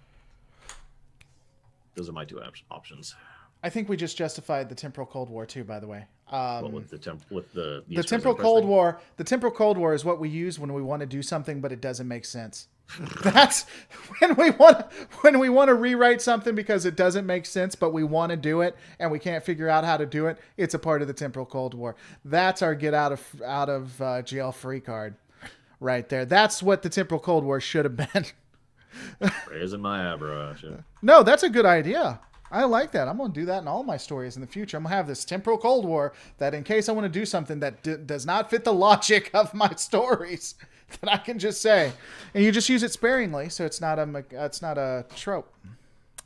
Okay, so I like that. Sela shows up. She gives her, and what would be interesting too is with the temporal Tashi Argon, temporal Cold War, they all know about it, but everyone's under orders to never talk about it or ever bring it up because of the temporal prime directive. And so, and we can even build that into season 4 when Sela shows up. They're like, oh God. And then it's like, well, should we talk to the Federation about this or should we, tell them what's going on? It's like, we can't. It could show and so they just have to accept that Sela's there and they're the only ones that know why. Actually, what's interesting about that is if we layered that properly, there could be this thing where, obviously everyone who is a part of the temporal Cold War is aware of history, so they know who Sela is and they know she's a major player in Romulan politics. They don't know she's Tasha's, they don't know the significance of her being Tasha's daughter. Only if very few individuals know that, and that's exactly what you're saying. That's what they're not talking about. Is like, no, she's a Romulan. Yep, yeah. Half Romulan, but nothing unusual going on there. Right, exactly. It's like it's like, how did they get there? I mean, I like that. And it could be. We could even have an episode. We don't have to. This is getting low in the weeds, but we could have an episode where, they say it's from the Enterprise C crew, and they just they choose somebody else and just say, it was whatever Captain McGillicuddy or whoever the captain was, even though she didn't have blonde hair. Let's Game of Thrones this right up, babies. Okay. Season 4, Sela shows up. Of course, we have Best of Both Worlds into that, too. Anything else in Season 4? Really? Any major? As far as overall things, the main thing I would do is I'd probably do more setup for the Klingon Civil War. That's it. Just setting up and laying some blocks, All right. Season 5, Federation begins putting pressure on Cardassia. Commodore Pulaski dies. Isn't that when the Civil War happens? So it happens in Redemption, which is right in between the two. Okay. Season ender of 4. There's also some really good episodes in 5. So we have to decide if we're going to continue the Romulan thing in TNG. That really only showed up like 5 episodes. Right. Because if we're going to continue it, we should probably actually do something with it rather than have it be 5 episodes. Now, The Defector is an amazing episode, and Any Mind's an amazing episode. The Mind's Eye is an amazing episode, but... So, one quick thing, and then I would totally go with that. But one quick thing, by the way. Guys, blonde Romulans totally happen. That's normal. It's cool. The only thing to that is, like, no one ever questions that. I would probably have that as, like, an inside joke or something, that she's blonde, but no one ever questions it. No one cares. They're just, okay, sure. Yeah, it's just, but it makes no sense because there are no other blonde. But yeah, so if we were going to do that, I would go all in. I wouldn't have. Here's what I would do. I would have, and this was a fanfic that I wrote for Picard, but I would have the Andorians and the Vulcans getting into it again, and the Federation seeming to not want to do anything, just to stay hands off. Starfleet says, "Hey, this is an internal matter. We don't generally deal with internal matters, even though we do all the time. But this one time, we're not." And the Federation Council is just deadlocked. And Romulans say, "Hey, if you'd like our help, we'll be happy to help." And the Vulcans say, "Okay, let's start a conversation." And so then you have I don't know, a half a season or at least quite a few where Romulans show up on Vulcan's doorstep. Federation shows up and the Vulcans say, "Now we invited them. And if you fire on them, we'll walk away from the Federation." Mm-hmm. What do you think about that? I like it. It sounds like you both. So I was going to add an idea, and then you also added it. So I guess it's just already baked into it. But just to make it clear, I love the idea that because the Federation's.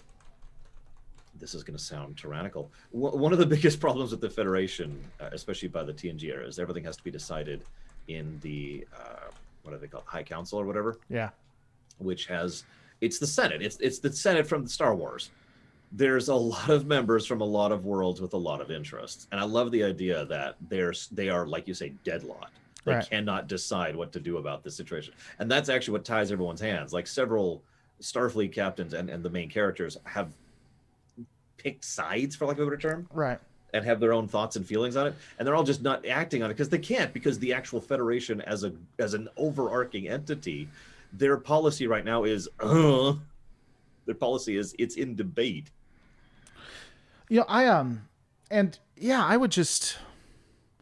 I would also write it in a way where both sides, and this is getting in the weeds, but we don't want to go too far, but I like when it's legitimate on both sides, when both sides have a reasonable argument.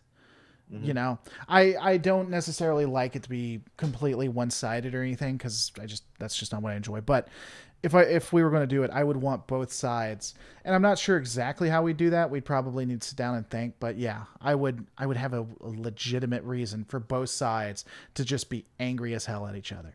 Well, this is season 5. When is? Mm-hmm. I know I keep asking this, and I'm sorry. When did DS9 come in? Is that season 6? A little into season 6. Here's what we could do. We could have the Dominion playing a part in that. We could, like what you did with DS9. Yeah. We have a founder, and they disappear, kind of like you said. So this is a time when we see a founder come in. And I like that, because that would actually be the first time we see that effect and have any idea of what it is. And later we see Odo, and who seemingly has nothing to do with any of this, and it's just, wait, what? Yeah, and then that would, and you get, oh man, can you imagine? There would be all kinds of thoughts. I would have all kinds of lore theories on that if it was being live. People would just go crazy and you know, again, as the showrunners, you would never mention it, but people are going to notice that. It's going to be like, wait a second, isn't that the same effect that they did?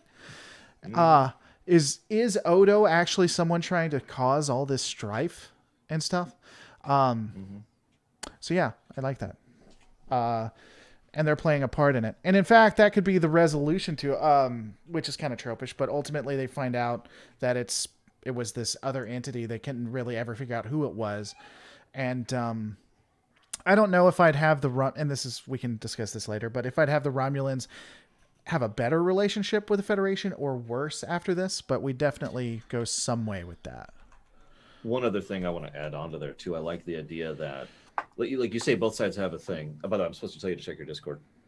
I like the idea that the Romulans, basically that the Romulan overture to the Vulcans is not completely malicious. Like, it's not self-serving. It's not self-interested. They actually do want to reach out to the Vulcans. They actually do want to have stronger connections with them. It's just for different reasons, right? Like the Romulan military wants that because that's a huge win for Romulan border and Romulan security. The Upper Senate is cool with that because that gives them huge brownie points and gives them more sway with the people. The growing movement of what would eventually become the Romulan Republic, they want that because they're in favor of reunification and peaceful coexistence. So all the different Romulan factions are all in favor with this pro-Vulcan thing, just for completely different ideas and reasons. I just wanted to toss that out there really quick. Yeah, I mean, I think I would have the majority of people want. So the way I would do it, I would have the majority of people wanting to do this because they truly want to reunify. And then generally the top So like edge, the civilian populace, that would be the impetus or whatever. yeah, I would have the civilian populace. I'd have a lot of the politicians and even a lot of the military want to do this. What? Not you. Want to do this because of because that's what they want. Because I think the Romulan military generally are pretty good. I think they get put in the middle of this. We see a lot of that in TNG, and that would tie in. Oh, yeah. And so they want to do this for altruistic reasons. But then you have Starfleet, who just doesn't trust the Romulans because it's the enemy, right? And they've been fighting them. And so they just can't see the forest for the trees here.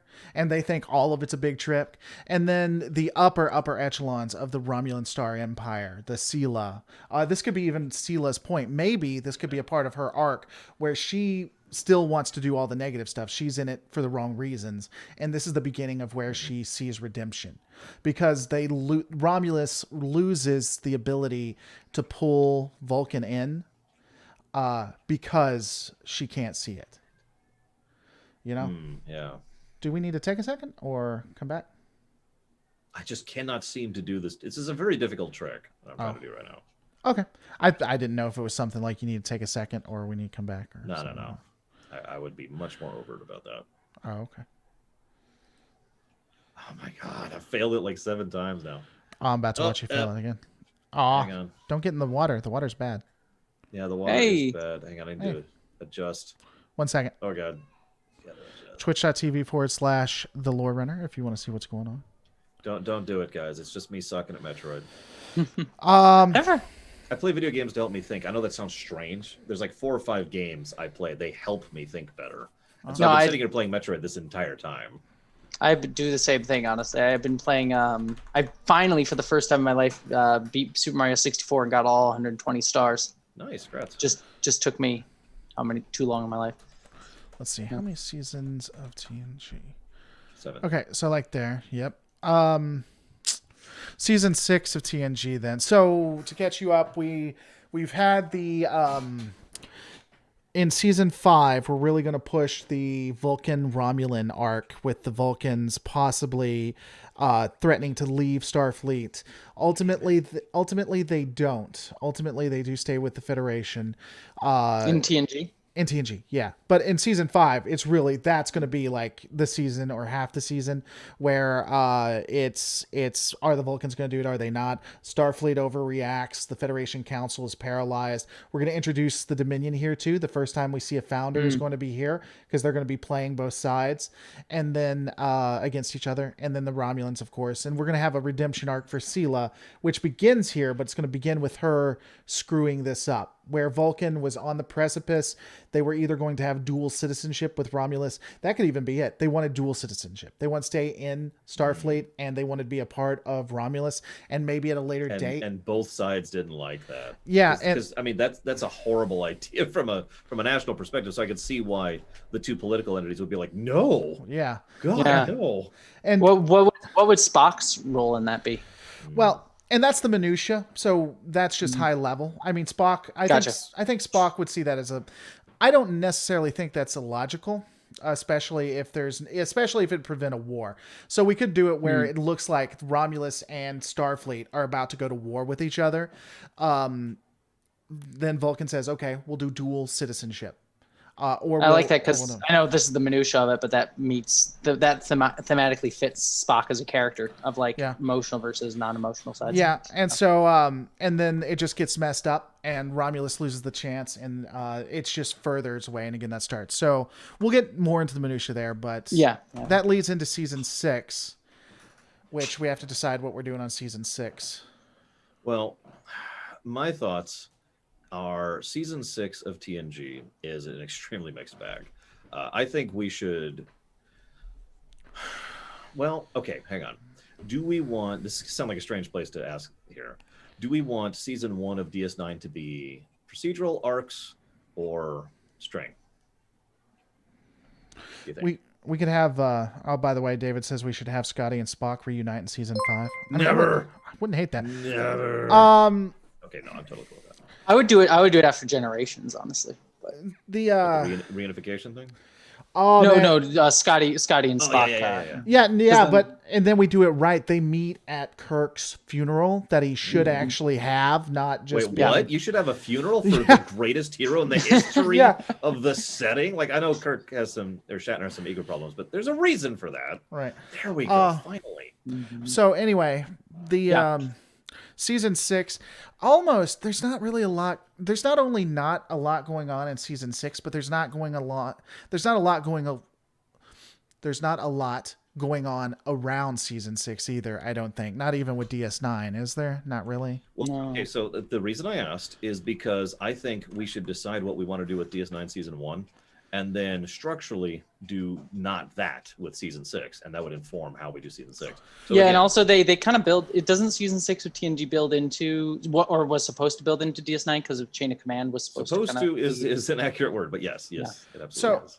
So in DS9 season 1, what we already have written down is civil unrest. Bajor's broken. The founders are messing with stuff. We have the Maquis in the background, and the Cardassians are more officially introduced with their broken system. So if that's what we're doing right there, we could try to tie it into, but I don't necessarily. The only thing I would say, you don't have to tie it into, just do something structurally different, so it's not just two shows doing the same thing. Yeah, we already have. When do we have it? Give me a second. Remember, we were talking about having. Oh, we're already doing that. We're doing that season 5, which builds up to DS9 season 1. So never mind on that. So what did we want to do with the opposite of that? Should we go back to exploration since they're staying in one spot, and just do procedural, like you said, just good procedural? I'm fine with good procedural. It would be a good return to form too, because much of our TNG has been arcs up until season 6. Yeah, and just do sort of one-off, more character study things. Yeah, it's all arcs, so it'll probably be the worst. So we could have season 6 be procedural, which honestly, that's the skeleton. Right. Do random episodes. There you go. Right. Yeah, and maybe we could have 1 or 2 times. If well, maybe that's better for a season 7 TNG thing. But what would be kind of interesting is you have the Maquis in the background of DS9 season 1, right? Mm-hmm. What if you have sort of an interspersal character between the two of them be Ro? Kind of like she appears in TNG, she appears in DS9, kind of builds up the Maquis, but then eventually once TNG ends, she gets put on Voyager. When does Ro leave season 6? 7, actually. Does she? Ro leaves in the very second. Oh, that's right. Episode, that's right. That's crazy. All good things. Now, here's what we do. Is she introduced in 6 or 5? She's introduced in 5. Here's what we do with that then. She actually, so here's what we do. Hear me out. In season, where was I? Here it is. In season 6 of TNG, Ro leaves TNG. She leaves TNG. No. Well, season 6 or season 7? Season 7. She leaves TNG. She leaves TNG by betraying Picard, right? We still go through with that. And then we insert her into, that'd be season 2. So we insert her into season 2, where she ultimately joins Chakotay to be inserted into season 1 of Voyager. I like it. Yeah. So real quick, the viewers on my channel, save or kill the animals. I'm going to need to know in about 40 seconds. Ro betrayal. So season 7, Ro betrayal. Kill him. Be a jerk. Who are you talking? Is that the big baddie? No, that's not the big. Is that the one that killed the other one? Did he kill the baby? Yes, she killed the baby. Oh yeah, no, fucking slaughter her. Slaughter and be slow about it. No, I'm telling you. I hate her. I can't stand. That's the worst part of that game. It made me so mad. There's the option to save the animals after this, and I like to do. No, kill him. Kill him. I'm seeing several people saying kill. Max Time, you're in the wrong chat. Max Time says kill. Well, I vote kill. I think he's in the right chat, buddy. I see how it is. Okay, so season 7, Ro betrayal. Season season 2 of DS9, Ro enters, helps. Isn't that where Cal Hudson comes into? The guy you forgot. Ro enters. He shows up with the episode The Maquis. That's his first episode.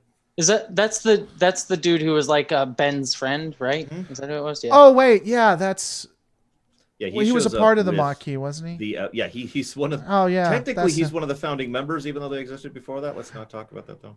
Ro enters and helps. God damn it. Cal Hudson. We have Chakotay. And Thomas Riker too. Oh yeah, and Thomas Riker. And Chakotay recruits her in this episode. So there we go. We have 3 seasons, 1 character. Ro betrays Picard. She helps out Cal Hudson. Chakotay finds her.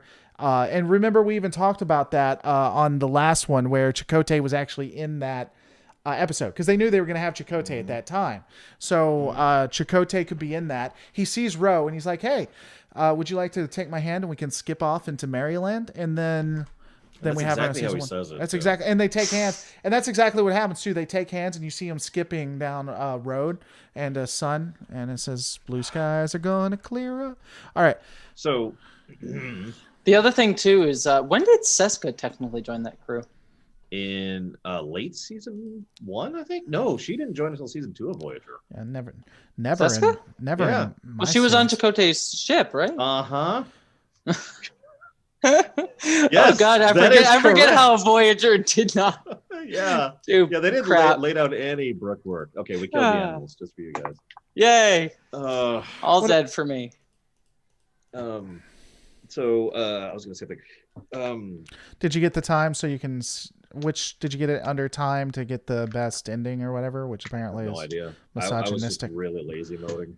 Did you get the misogynistic ending? All right. Of course I did. So hang on, I had a thought and it's gone now. It's all gone. One of the things I would like the idea of is so first of all, Thomas Riker, he joins the crew.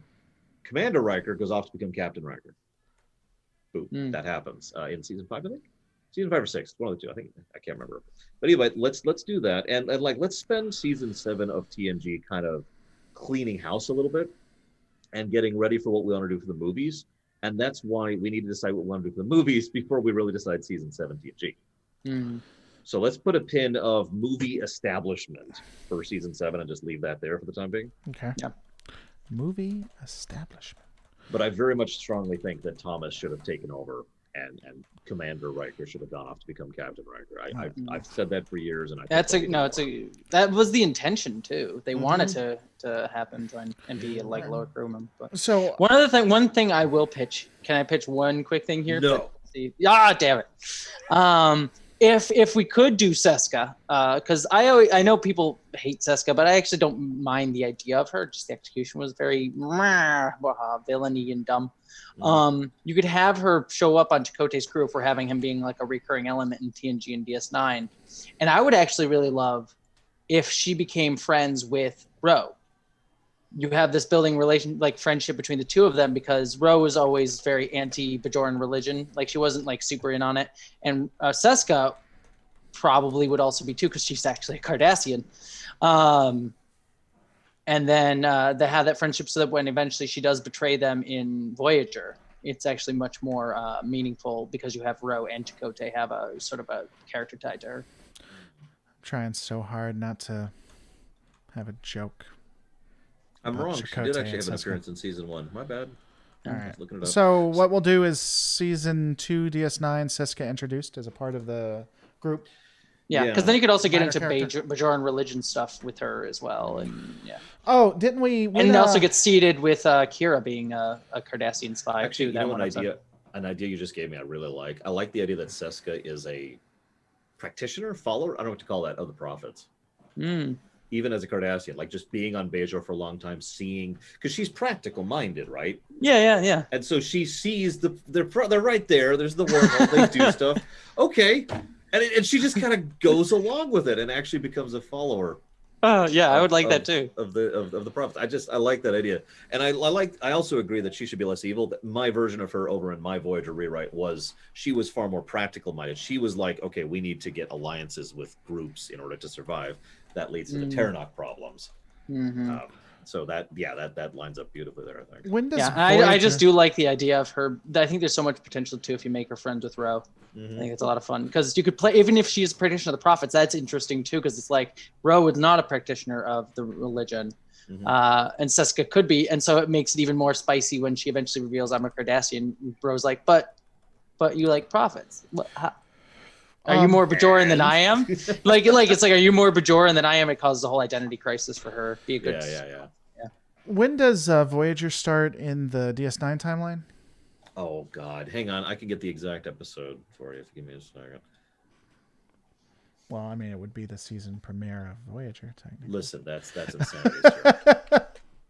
Yeah, but is there any reference to like what was going on DS9? Because they do have that one scene on DS9. They have a couple of scenes on DS9. They do later.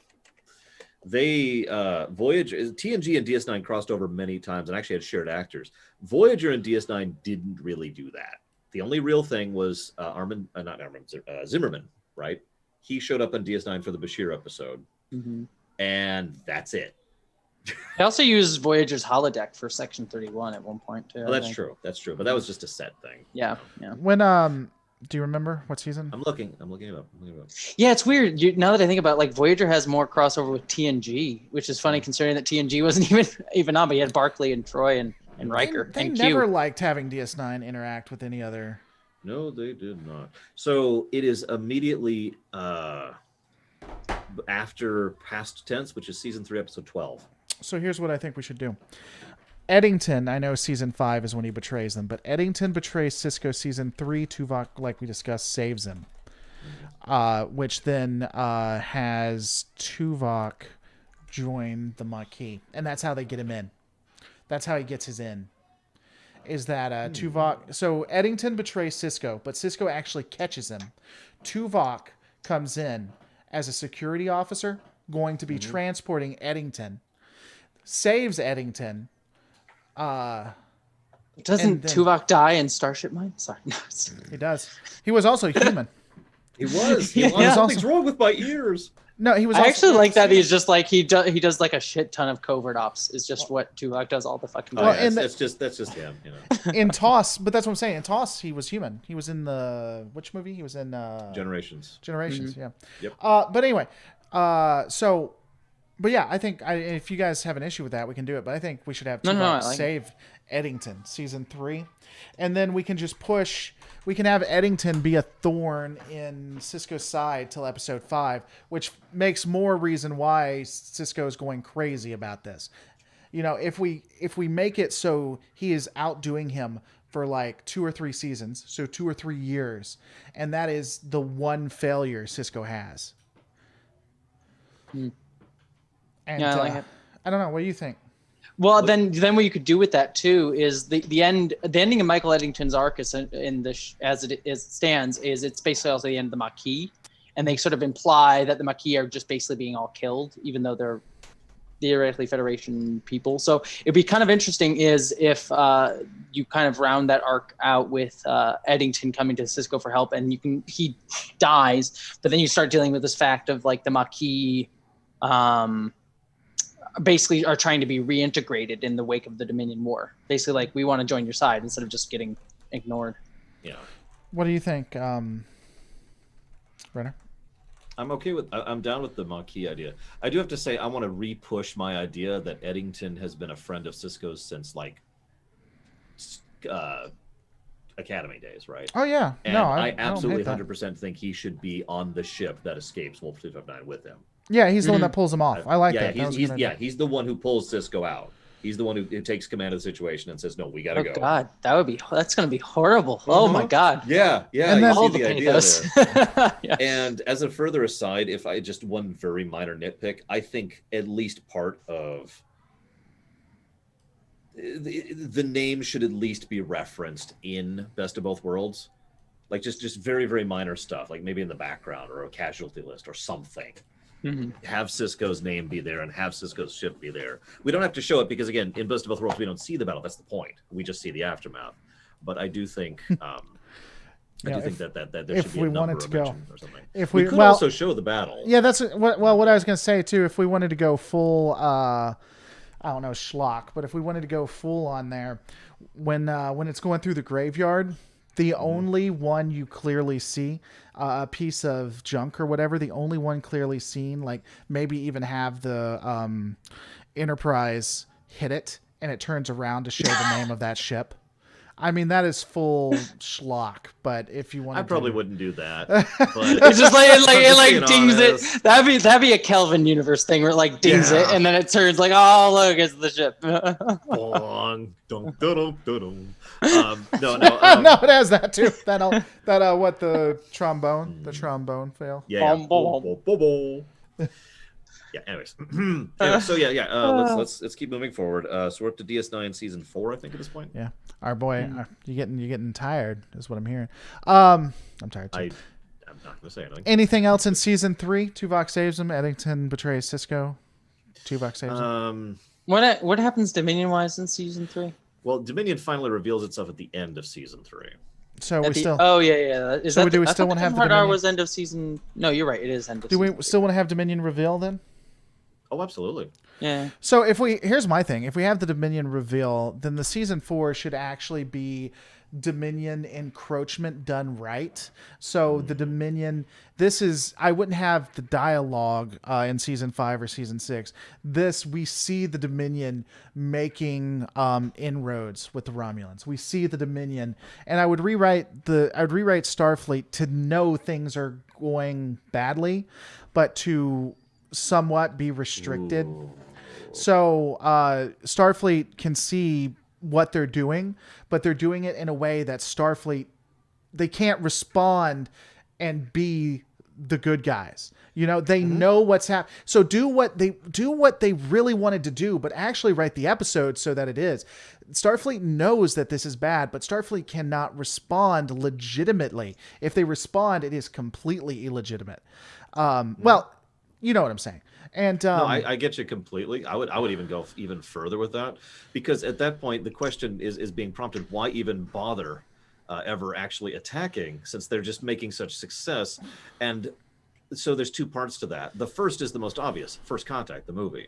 That provides the open window, like, oh, okay, now it is primed to just go ahead and move in militarily. Right. But I feel like we need to have something else that gives them a reason to push. What would be interesting is if we make.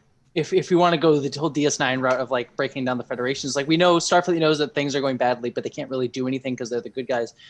If you want to do something, you could make it Section 31, but you could also do like the Federation basically does something that puts them at the moral back foot, basically, and that causes them is like, well, the Federation did this, and so I think it means we should step things up. We're the victims here. I think that would be kind of interesting. Like I'm trying to think of something like a specific thing you could do. Like Starfleet basically tries to push a military mission into the Gamma Quadrant to try and do something. Mm-hmm. It goes badly. The Dominion pushes itself back, but it's like, well, look, the Federation were the aggressors here. We did nothing wrong. And now we have a right to start pushing into the Alpha Quadrant because the Federation were dicks. And I don't know. Maybe I'm. One thing I would do, and I'm sorry, you were saying. You were going. No. I don't know how you guys feel about it. I like the idea of the Federation, that the Dominion having the moral upper hand to the Federation. But. Runner was saying something. So before I want to take that idea and run with it, Jesse. Yeah, please do. I didn't have it. It was a half-formed idea. I know this doesn't quite make the Federation the bad guys so much, but hear me out. What if the Tal Shiar and the Obsidian Order thing was not a Dominion plot? But Section 31 really was a plot. It doesn't have to be Section 31. It could just be their plot. If anything, Section 31 might have been aware of it and just kind of hands off, like, yeah, we're just gonna sit on that information. And so the Tal Shiar and the Obsidian Order do actually attempt to genocide the founders as a preemptive strike move, which is arguably the right move. And that then proves it. That's the thing that makes the Dominion say, oh, okay, well, we've been playing politics and we've been doing this the slow way. Now we're going to move in with troops.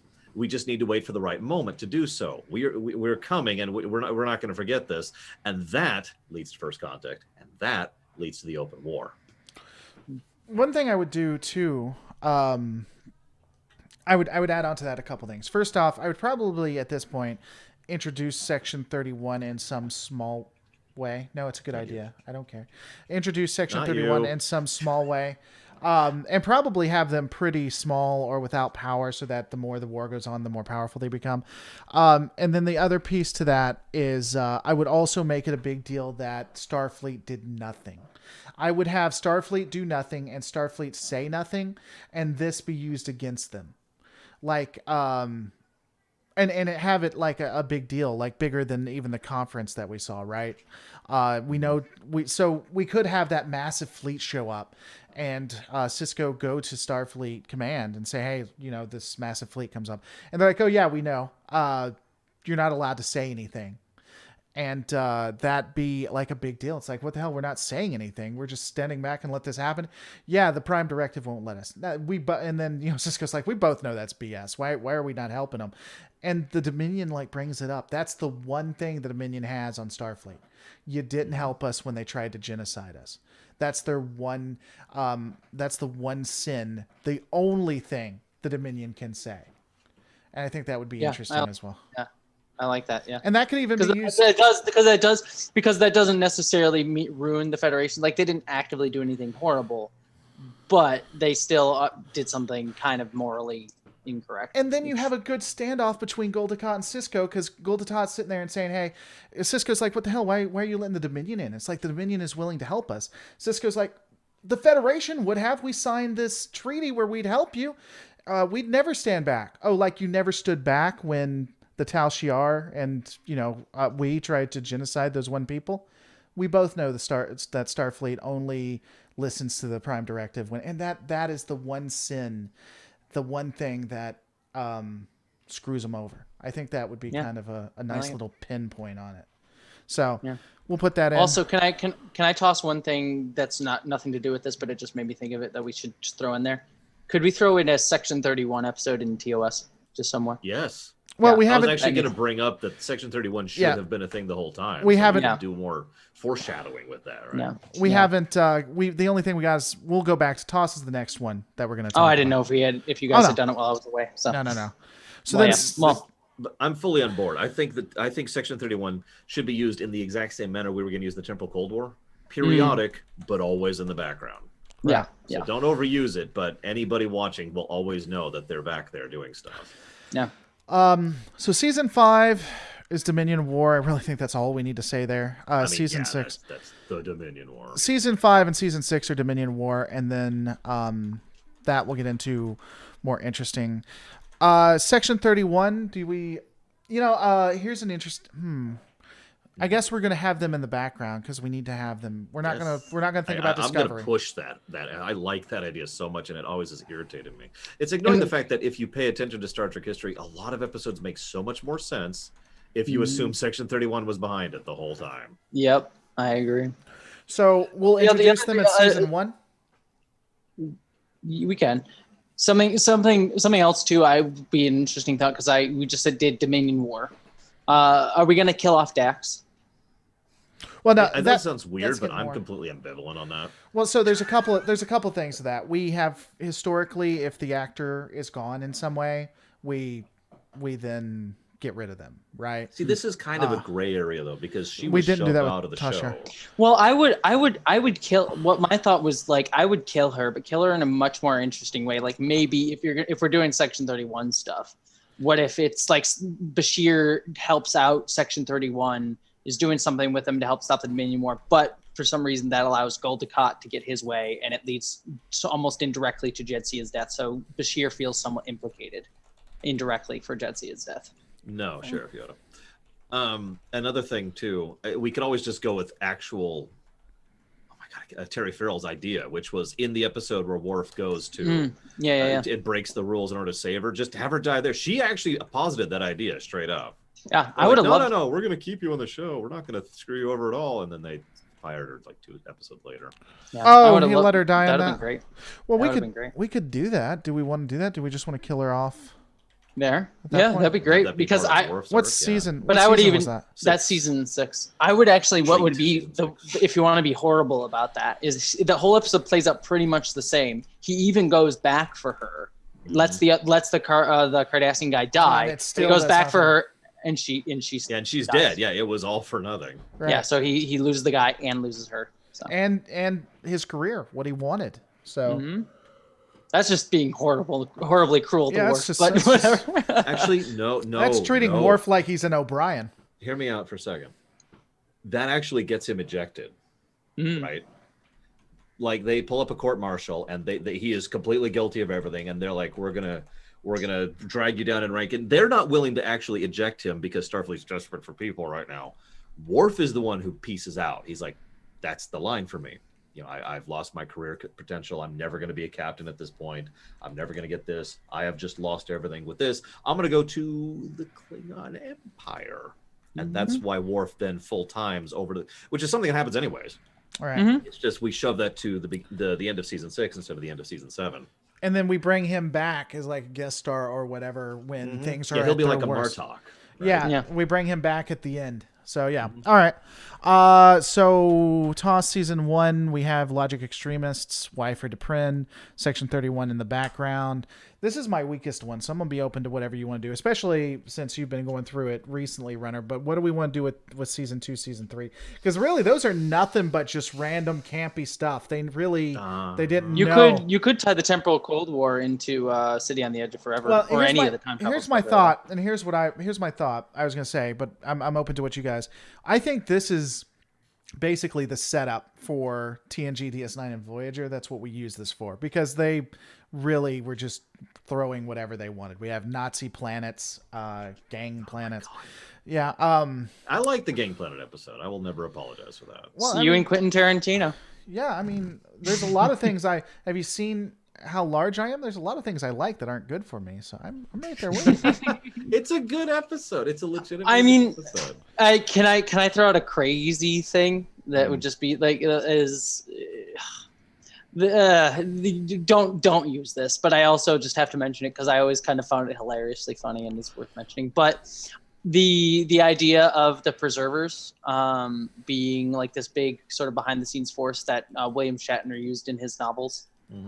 That could be kind of fun to play with and do something with, because then it also explains why all these planets look like Earth. And I actually really, as much as that novel is like Shatner's a Mary Sue, I liked the idea that all these planets that were fake Earths were actually like made by the preservers as like weird test beds and shit.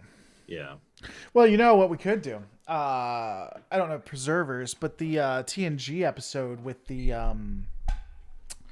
they look like they're changelings. They're even played by Jerome Salone. Yeah. Salone Jones or whatever. So that species, we could probably have that, and that's which is totally the preservers, by the way. I don't care what anybody says. We could. Well, I mean, we could do that. We could tie that in. Then that explains, because TOS, we introduce it here, and people ask that. It's like, this is really weird that this is. They even mentioned this is really weird that this is very reflective of Earth history of everything.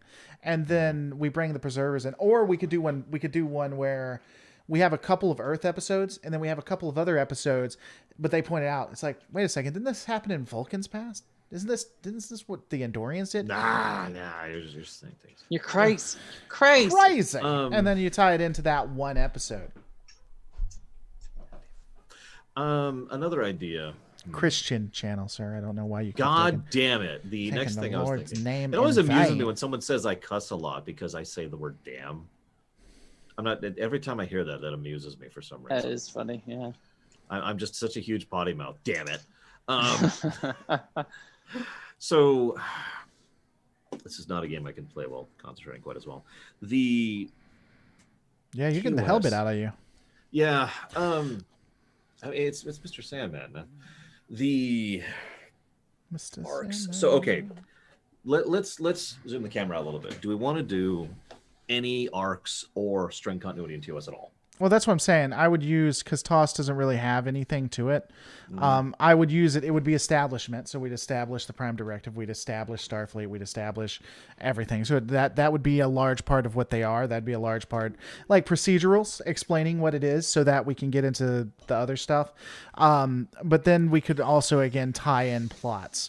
Again, since we're doing this from the beginning, we could actually have the Dominion even here at some point if we wanted to. Are we for this rewrite, by the way, we've been generally ignoring it, but are we going to ignore Disco and Yeah, we are. We're doing that. Yeah. Okay. Shrug. Because I'm just saying, if you did want to include disco, you could do some like TOS could be some like ramifications from the Klingon War stuff. I mean, I don't mind that, but I want Runner to watch him, and that's a line too far, a bridge too far, one might say. Never gonna happen. So No, the one thing, hold on, the one thing, real quick, sorry, the one thing I would do is I think we should have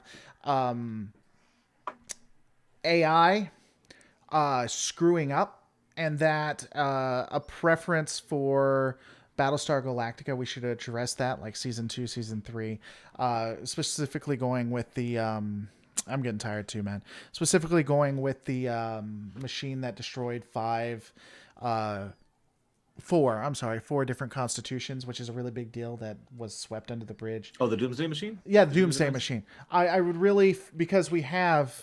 And they never explain where that came from. Well, throughout TNG, DS9, and Voyager, there is a mistrust of computers with dialogue here and there. And I would definitely have an arc about how...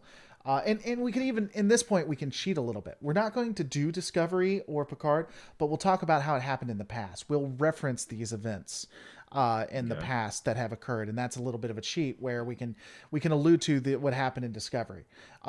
Like, for instance, with the Doomsday Machine, we reference back, remember what happened the last time we gave AI too much control? And they have that argument, and then Doomsday happens again. And it's like, I told you, we cannot have AI, or we can't have AI to that point. You could also even have the Doomsday Machine be from the octopus whatever monster from Picard. Oh yeah, no, not the octopus. Here's what you do: you have the Doomsday Machine from Control. They're like, hey, here's what we did. Oh, spoilers, by the way, if you don't discover. But anyway, here's what they did. Control are not the Borg. I don't care what anybody says. They're not. But here's what they did. It's like, hey, this is from the Control AI. Wait a second, didn't that almost destroy the Federation? Yeah, but we did it right this time. Because that's never went wrong. We've never seen that happen. So real quick, I do feel, since several people in my chat are pointing this out, we're actually talking about 2 separate AI things that destroyed multiple ships. There's the Doomsday Machine, which is from the episode The Doomsday Machine, and then there's the Ultimate Computer, the M5 from the episode The Ultimate Computer, the Daystrom one. Yeah, the one that brainwashes Zuhura, and no one ever bothers to care about that. No, it's actually a third one. Oh yeah, that is that's the probe. That's right. Yeah, that's right. You're right. Which ends up in Lower Decks, apparently. Is it really? Yeah, it's in a closet in Lower Decks. Which episode? In the very first episode, Second Contact, that closet that Boimler's in doing his little log, the very first scene. You can see Nomad. I missed it. You can see Nomad in the closet. Shoved it into the closet. Going there, Nomad. That seems like something they do.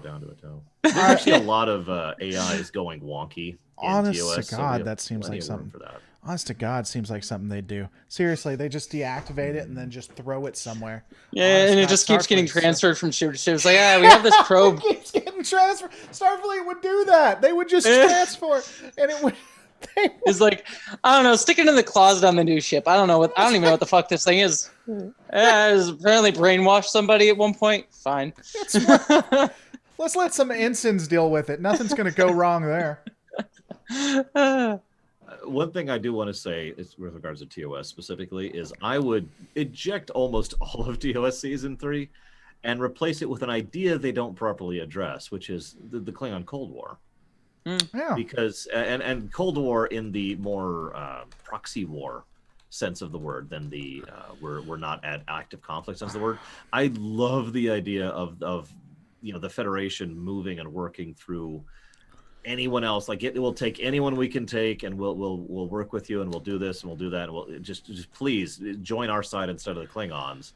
You don't want to be part of the Klingon hegemony and blah blah blah blah blah. That can build into the movies pretty well. That's what I was gonna say. Even though it may not work from a date standpoint, I would have the Klingon Cold War lead ultimately into Undiscovered Country. I could have it just be a simmering background. I would start building preludes to Undiscovered Country, like in season 3. Start talking about who was the Chancellor. Gorkon. Start talking about, hey, did you hear about this Klingon, he's starting a different movement and it's peaceful. What's his name? Gorkon? That's never going to happen. That's probably not even true. And yeah, he hasn't actually taken power yet. Yeah. If you wanted to connect Discovery a little bit too, you could be like L'Rell's doing some stuff as well, like pushing back against him. So here's the thing you could do too. You could have a standoff, and then you could reference in an undiscovered country. You have a standoff between the Enterprise. Here's what we do. You have a standoff between the Enterprise and Gorkon, and Gorkon's the one to actually stand down because it's the more honorable thing. And then in undiscovered country, Kirk's like, "Why the hell? We're ready to go home." He's like, "You two have history. This is the only thing that makes sense. He wanted you. Gorkon knew that you were a captain he could count on." And we could even build up season 3 Kirk versus Kirk post his son dying. Like, it's not the same person. And before Gorkon gets killed, spoilers, before Gorkon gets killed, he even notes that. He's like, who are you? This is not the Captain Kirk that I faced off against. You know, this is not. And even point out, he's like, if you were this person when we were at whatever, the Battle of Versailles or wherever the hell it was, I would have fought you to the bitter death. I stood down because you were honorable. I stood down because it was honorable. I would not have let myself be, dishonored by. Yeah. You could even tie this in even a little bit better too with Search for Spock by having Doc Brown Klingon be more tied into the war instead of Krug be more tied into this sort of the political machinations instead of being a lone agent. Like maybe he's on the side. If there is like a Klingon sort of power struggle, maybe he's on the non-Gorkon side sort of thing.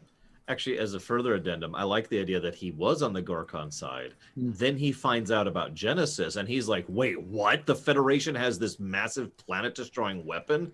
Screw that! Then he switches sides. Yeah, and so then Kirk sees him as like, oh, you worked for Gorkon. Yeah. Also, I would further add to your idea, which I like very much. Kur has always been a part of the Klingon nobility, right? Upper aristocracy. Oh my God, aristocracy. There we go. Couldn't speak. And I would have Kur and his positive interactions with Kirk tied directly into Gorkon. Gorkon being basically Kur would either be part of the Gorkon faction or perhaps Gorkon would be part of the Kur faction. And Kur would be the kind of person who would sell them on the idea of, there's Federation people who are awesome. Are you kidding me? Right. Let me tell you about this one captain I went up against. Oh, it was great. He was legit. He was honest. He was honorable.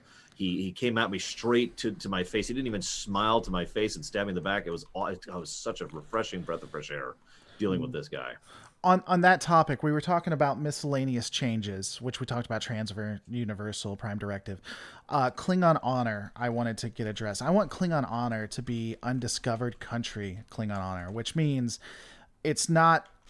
Honor doesn't necessarily mean you're the greatest warrior. It means you do what needs to be done for the Empire. So, I'm fine with that. So if you're an engineer and you discover some kind of way to make warp go faster, or you have the most finely tuned ship in the fleet, you have you're that botanist in the Drumhead. Yeah. Or if you're just the best botanist, if you have discovered things in science that no one else has ever done, then you have brought honor. You don't have to be a warrior. Now, warrior is the best and fastest way.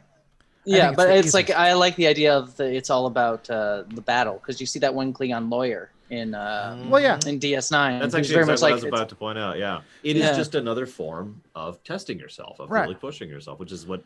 And I've just to be clear, I know this is probably already true, but I would absolutely codify the idea of fake honor and real honor amongst Klingon culture. I know Moore always intended that. Whether that's canon or not is debatable. But we could codify that in TOS, seasons of TOS, kind of make that clear there. Yeah. So, okay. This is my 10-minute warning. I do need to get to bed soon. No, sir. We have season 2 to get done, and then the movies, and then we're done. TOS. We just got to rewrite over 50 years of shows. Yeah, 50 years takes more than 2 hours, sir. Okay, so season 2 of TOS. Just procedurals, you think? Maybe building up and explaining what the Federation is. Yeah, you can just use it to like sort of build out the universe, Yeah. but like in one-off little ways. And Yeah, maybe we need to plot introduce directive. some aliens here that we don't get to see in TOS, would but add appear later. Ferengi. And I would yeah, add for Ed Ferengi to TOS season Ferengi, 2. you could add maybe even the Cardassians, possibly. I would change Space Seed to make it not incredibly sexist. I mean, that's just a general rule. I would hope. I mean, yeah, that is kind of a general, but I point that out specifically because that is an excellent episode with that one gaping flaw. Like, it's one of their best episodes, other than the fact that there's this just giant thorn of him being this horrifically abusive jackass to her. God. We should still keep season 1 TNG is just incredibly horny, though. I still want that. Oh yeah, I agree. Gotta have sex in track. It's just mandatory. So the only major thing we need to address then, because I know you gotta go. Man, I want to sleep too. I'm right there with you. You said season 7 of TNG. We have to do some movie establishment. What do we need to do there? And then I think we'll be good. Oh, no. So what I meant by that is we need to decide what we're doing for the movies first, then go back and set TNG season 7 to lead into that. Can we just completely get rid of the entire plot of Generations? Like, keep the whole Picard beating Kirk, but do we have to keep the whole Nexus bullshit? Well, actually, that's a good question. So we had Reloaded and I had an idea that we have so many, like we have to operate under some of the same premises, but we have some reach, like we have some stretch on how we do that. Right. So, for example, we could look at the Nexus as one of the things that we could just kick out of the window and say that's one of the things we're ignoring for this one. Yeah, because I feel like the whole conceit of Generations is just Kirk meets Picard and they do a thing, and Kirk dies. Well, that would be the key. So Generations, I'm not tied to the Nexus. That's gonna get creative. Doesn't matter in any way. It's just a holodeck. It's just a holodeck. It's a MacGuffin, is what it is. But it's a holodeck time travel device. We do have to have Kirk die. So in Generations, Kirk has to die, but we don't necessarily have to have the MacGuffin. You could do something that they do in the. We could even push it because we did that. We did that in the movie a little bit. We could even push his death, maybe to First Contact or something like that. But Kirk has to die at some point. That's coming down. Well, I would still do it at the end of Generation, but you can maybe build off of it and have that like Scotty, Spock, McCoy reunion thing, and have that be in the First Contact. But here's if you want to keep the same. If you want to keep even the same visual of the Nexus, do either of you know the book series that was in the Star Trek novel thing that they did called the Genesis Wave? No. The whole conceit of the Genesis Wave, and it would fit nicely because it would be a Kirk era problem, but because it has to deal with Genesis, is they continued the research into Genesis post Wrath of Khan and all that jazz in the movies. It was kind of on the down low.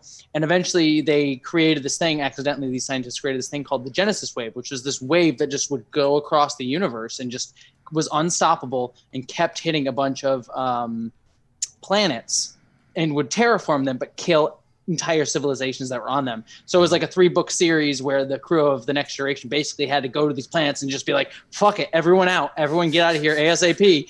Because we gotta go. Spaceships exist? No, we don't have time for this. Let's go. Yeah, exactly. So they were basically just going around. So you could steal that concept. So it'd still be the same visual of this like big ribbon across the sky that goes across. And you tie into Kirk because the Genesis Wave is a Kirk era problem that he maybe have some insight into. But you use that in Generations as opposed to the Nexus. I'm not entirely sure how you do that with the villain, but I like the idea of that. Well, here's an interesting idea. It may not exactly go with what you're talking about too, but an interesting piece. We introduce it in one of the TOS seasons, and then and this could tie into the Kelvin because of course people want to do the Kelvin thing. The whatever that destroys Romulus. The Hobus Supernova. We the have supernova. We have that be what's in the Generations. Iconian weapon. Let's call it what it is. We have that be what's in Generations, and when if we still do it that way, Sauron, when he changes it, he changes the course of it right towards Romulus, and then we could bring that up as a consistent thing coming up. That could even come into, just hear me out. That could even come into, what is it, Nemesis? Where they know it's coming. They know it's coming, and that's one of the reasons. What's his name? Shinzon. Shinzon. Tom Hardy. Yeah, Shinzon is able to grab power. Too, by the way. Well, I mean, but let's I'd just eject the clone, to be clear. let's just say, well, Shinzon or whatever, an authoritarian power comes into control because Romulus is just tearing itself apart.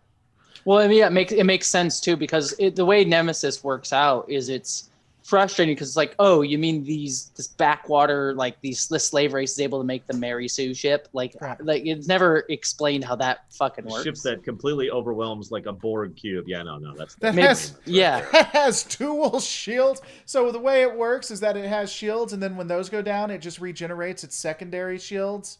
Dual shields upon dual shields. These guys are just amazing. You don't even know. I know. But I think what you do with that is you just make it like the Romulans were building a super weapon to try and stop the Genesis wave coming at them. That Shinzon then creates an uprising to gain control of it, and that's where he gets he gets control of the ship. They don't build it. He just sort of like does an uprising, gets control of it, that they were building it to stop it, and reuses that as a weapon as opposed to a way to stop the wave. And then this is another thing, but a part of it, the reason why,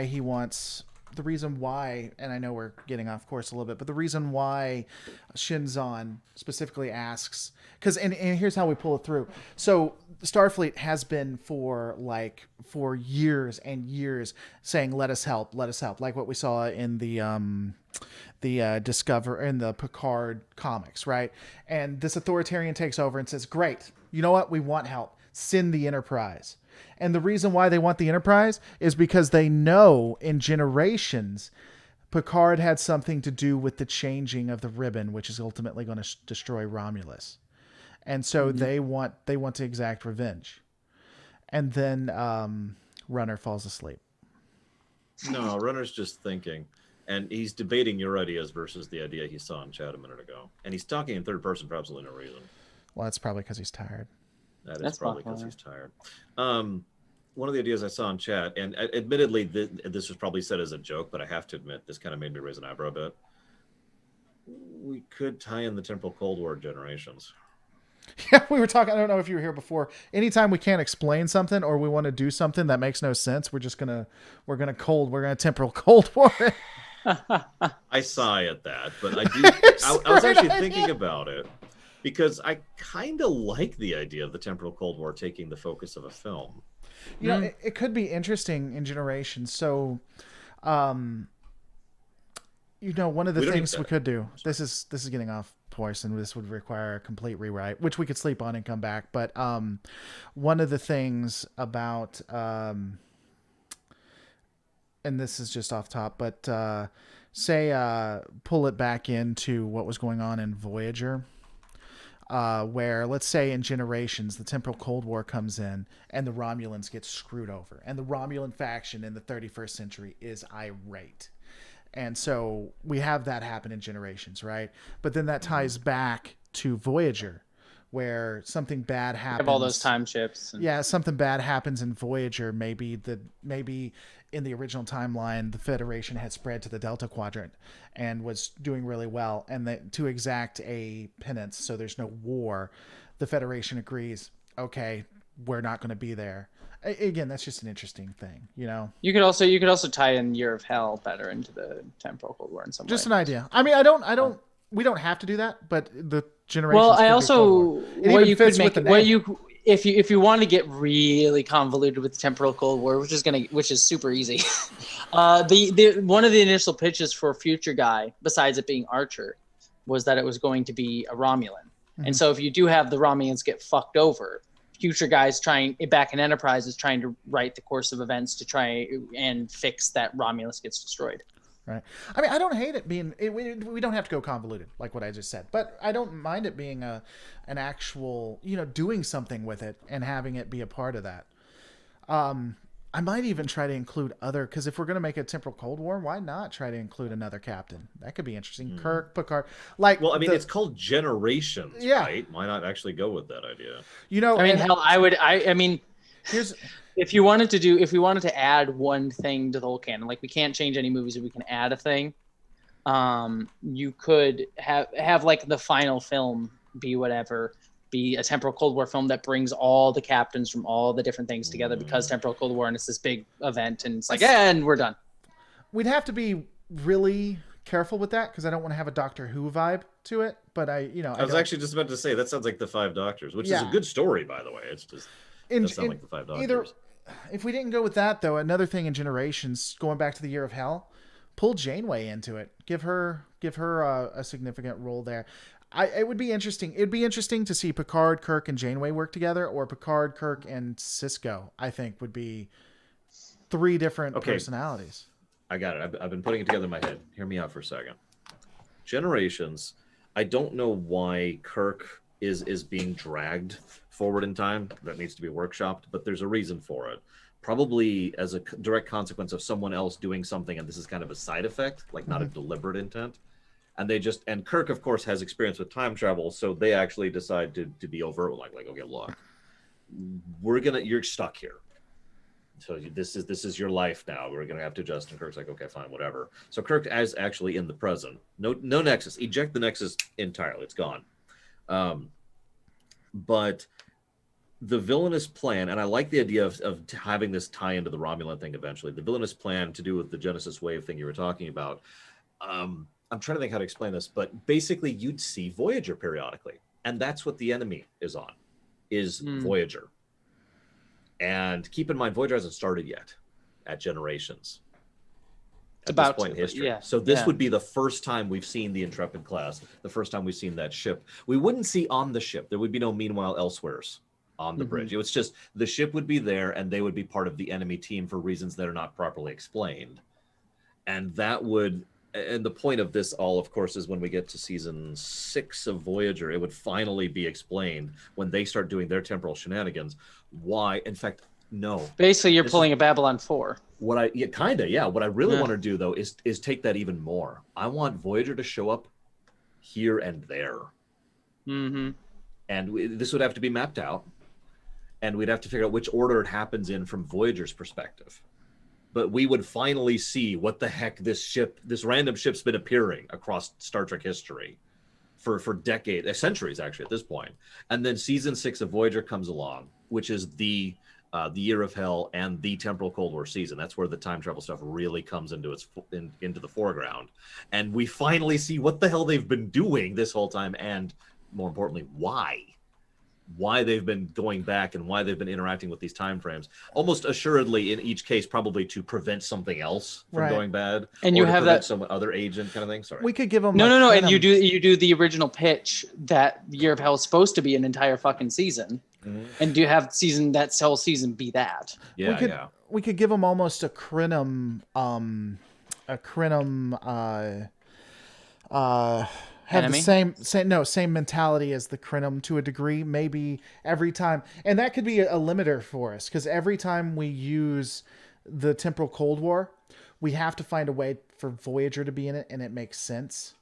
Like, for instance, in yesterday's Enterprise, Voyager, they're like, a ship's coming out, and they're like, oh no, is it another Klingon ship? No, it's Federation. No, it looks Federation. Yeah, but I've never seen this signal before, and it seems more advanced. It's like, and Captain Picard's like, I didn't know we had a new warship. Comes out, and maybe there's more ships than what was in yesterday's Enterprise.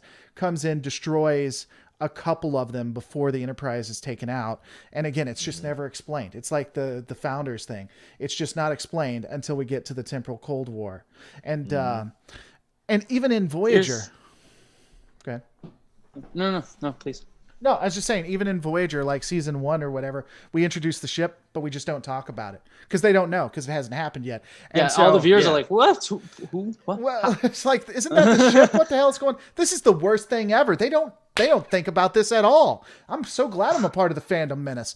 But yeah, so actually, it's funny. The other thing that. Oh, sorry. No.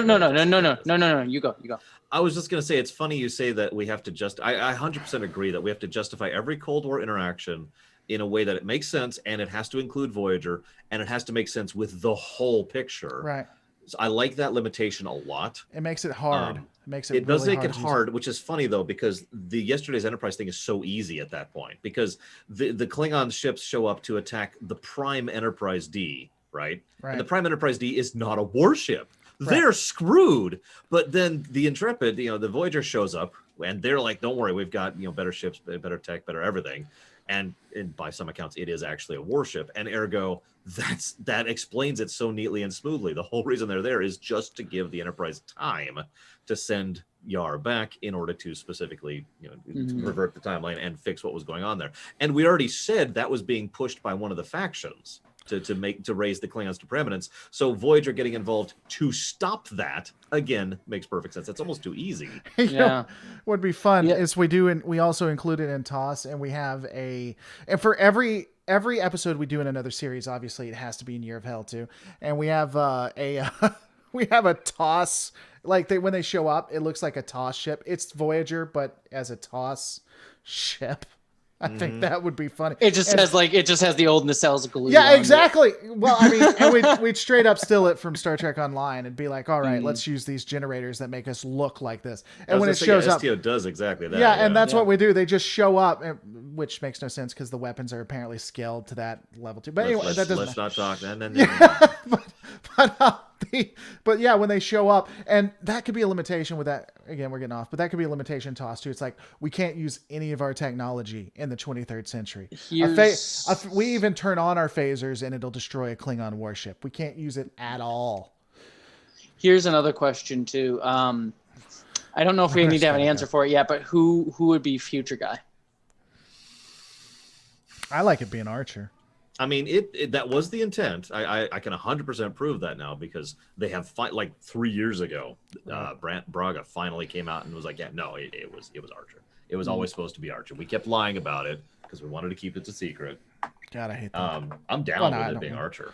I mean, they hinted at it in that one episode. There's even an episode, if you don't remember it, where Shockwave Part 2. Yes, it sounds like he's like, "Oh God, talk to me, please." And Future Guy's just standing, and it is Future Guy. It is the exact image of Future Guy. And then he jumps out, and it's Archer. And it's supposed to be like, but no, you could clearly tell that was them being cheeky right there. Yeah. So I shared the sheet with you guys so you can think about it. If you want to add anything, you can. If you're making changes, just put edit on what you changed. You should have access. It's the bare bones rewrite. Cool. We'll think about it. So let's just set up Sunday just so we're all on the same page. Sunday, we're going to be watching the motion picture. If there's any major changes that tie into anything else, maybe put it here or just ding. Sunday, we're going to try to keep it under an hour to 2 hours. We're going to rewrite the motion picture to the best of our ability. We'll probably still be here midnight, even Runner's going to say, "I got to go." We will not. I know. Runner will keep saying, "I got to go." I will leave in the middle of it. Runner will keep saying, "No, you're the one that's going to keep going." Keeps wanting to go. No, that's what I'm saying. I literally left in the middle of this and came back. So that's what I'm saying. Runner's going to be like, "Hey, I really got to go. 5 minutes," and Runner's keeping us here because he's rewriting all of it. What does that make me? The writer who leaves and comes back in the middle of it. Does that make me? There's a term for that. No, I'm like trying to connect it to like an actual writer. Like, what is that? Hart Bennett or whatever. I think it's the Kurtzman writing style or Berman writing style. You guys do all the hard work. I'll be back. Actually, it's the Berman writing style. If I was going to say anything, but all right. I will be watching the motion picture at twitch.tv/LoreRunner. You'll have to have a Prime membership to watch it with me. But assuming that works. If that doesn't work, then I guess I'll be watching on Netflix if it's on Netflix. If not, I guess we're just going to bootleg the hell out of it on Vimeo. But anyway, guys, go to lorerunner.com to check out Lore Runner. Check it out. Jessie Gender, just type her name in, and of course you'll see fun stuff there. We'll be doing this next time. We won't be up this late, but we will be doing this next time. Don't forget to rate, comment, and subscribe. Guys, we're going to see you on the next Lore Reloaded.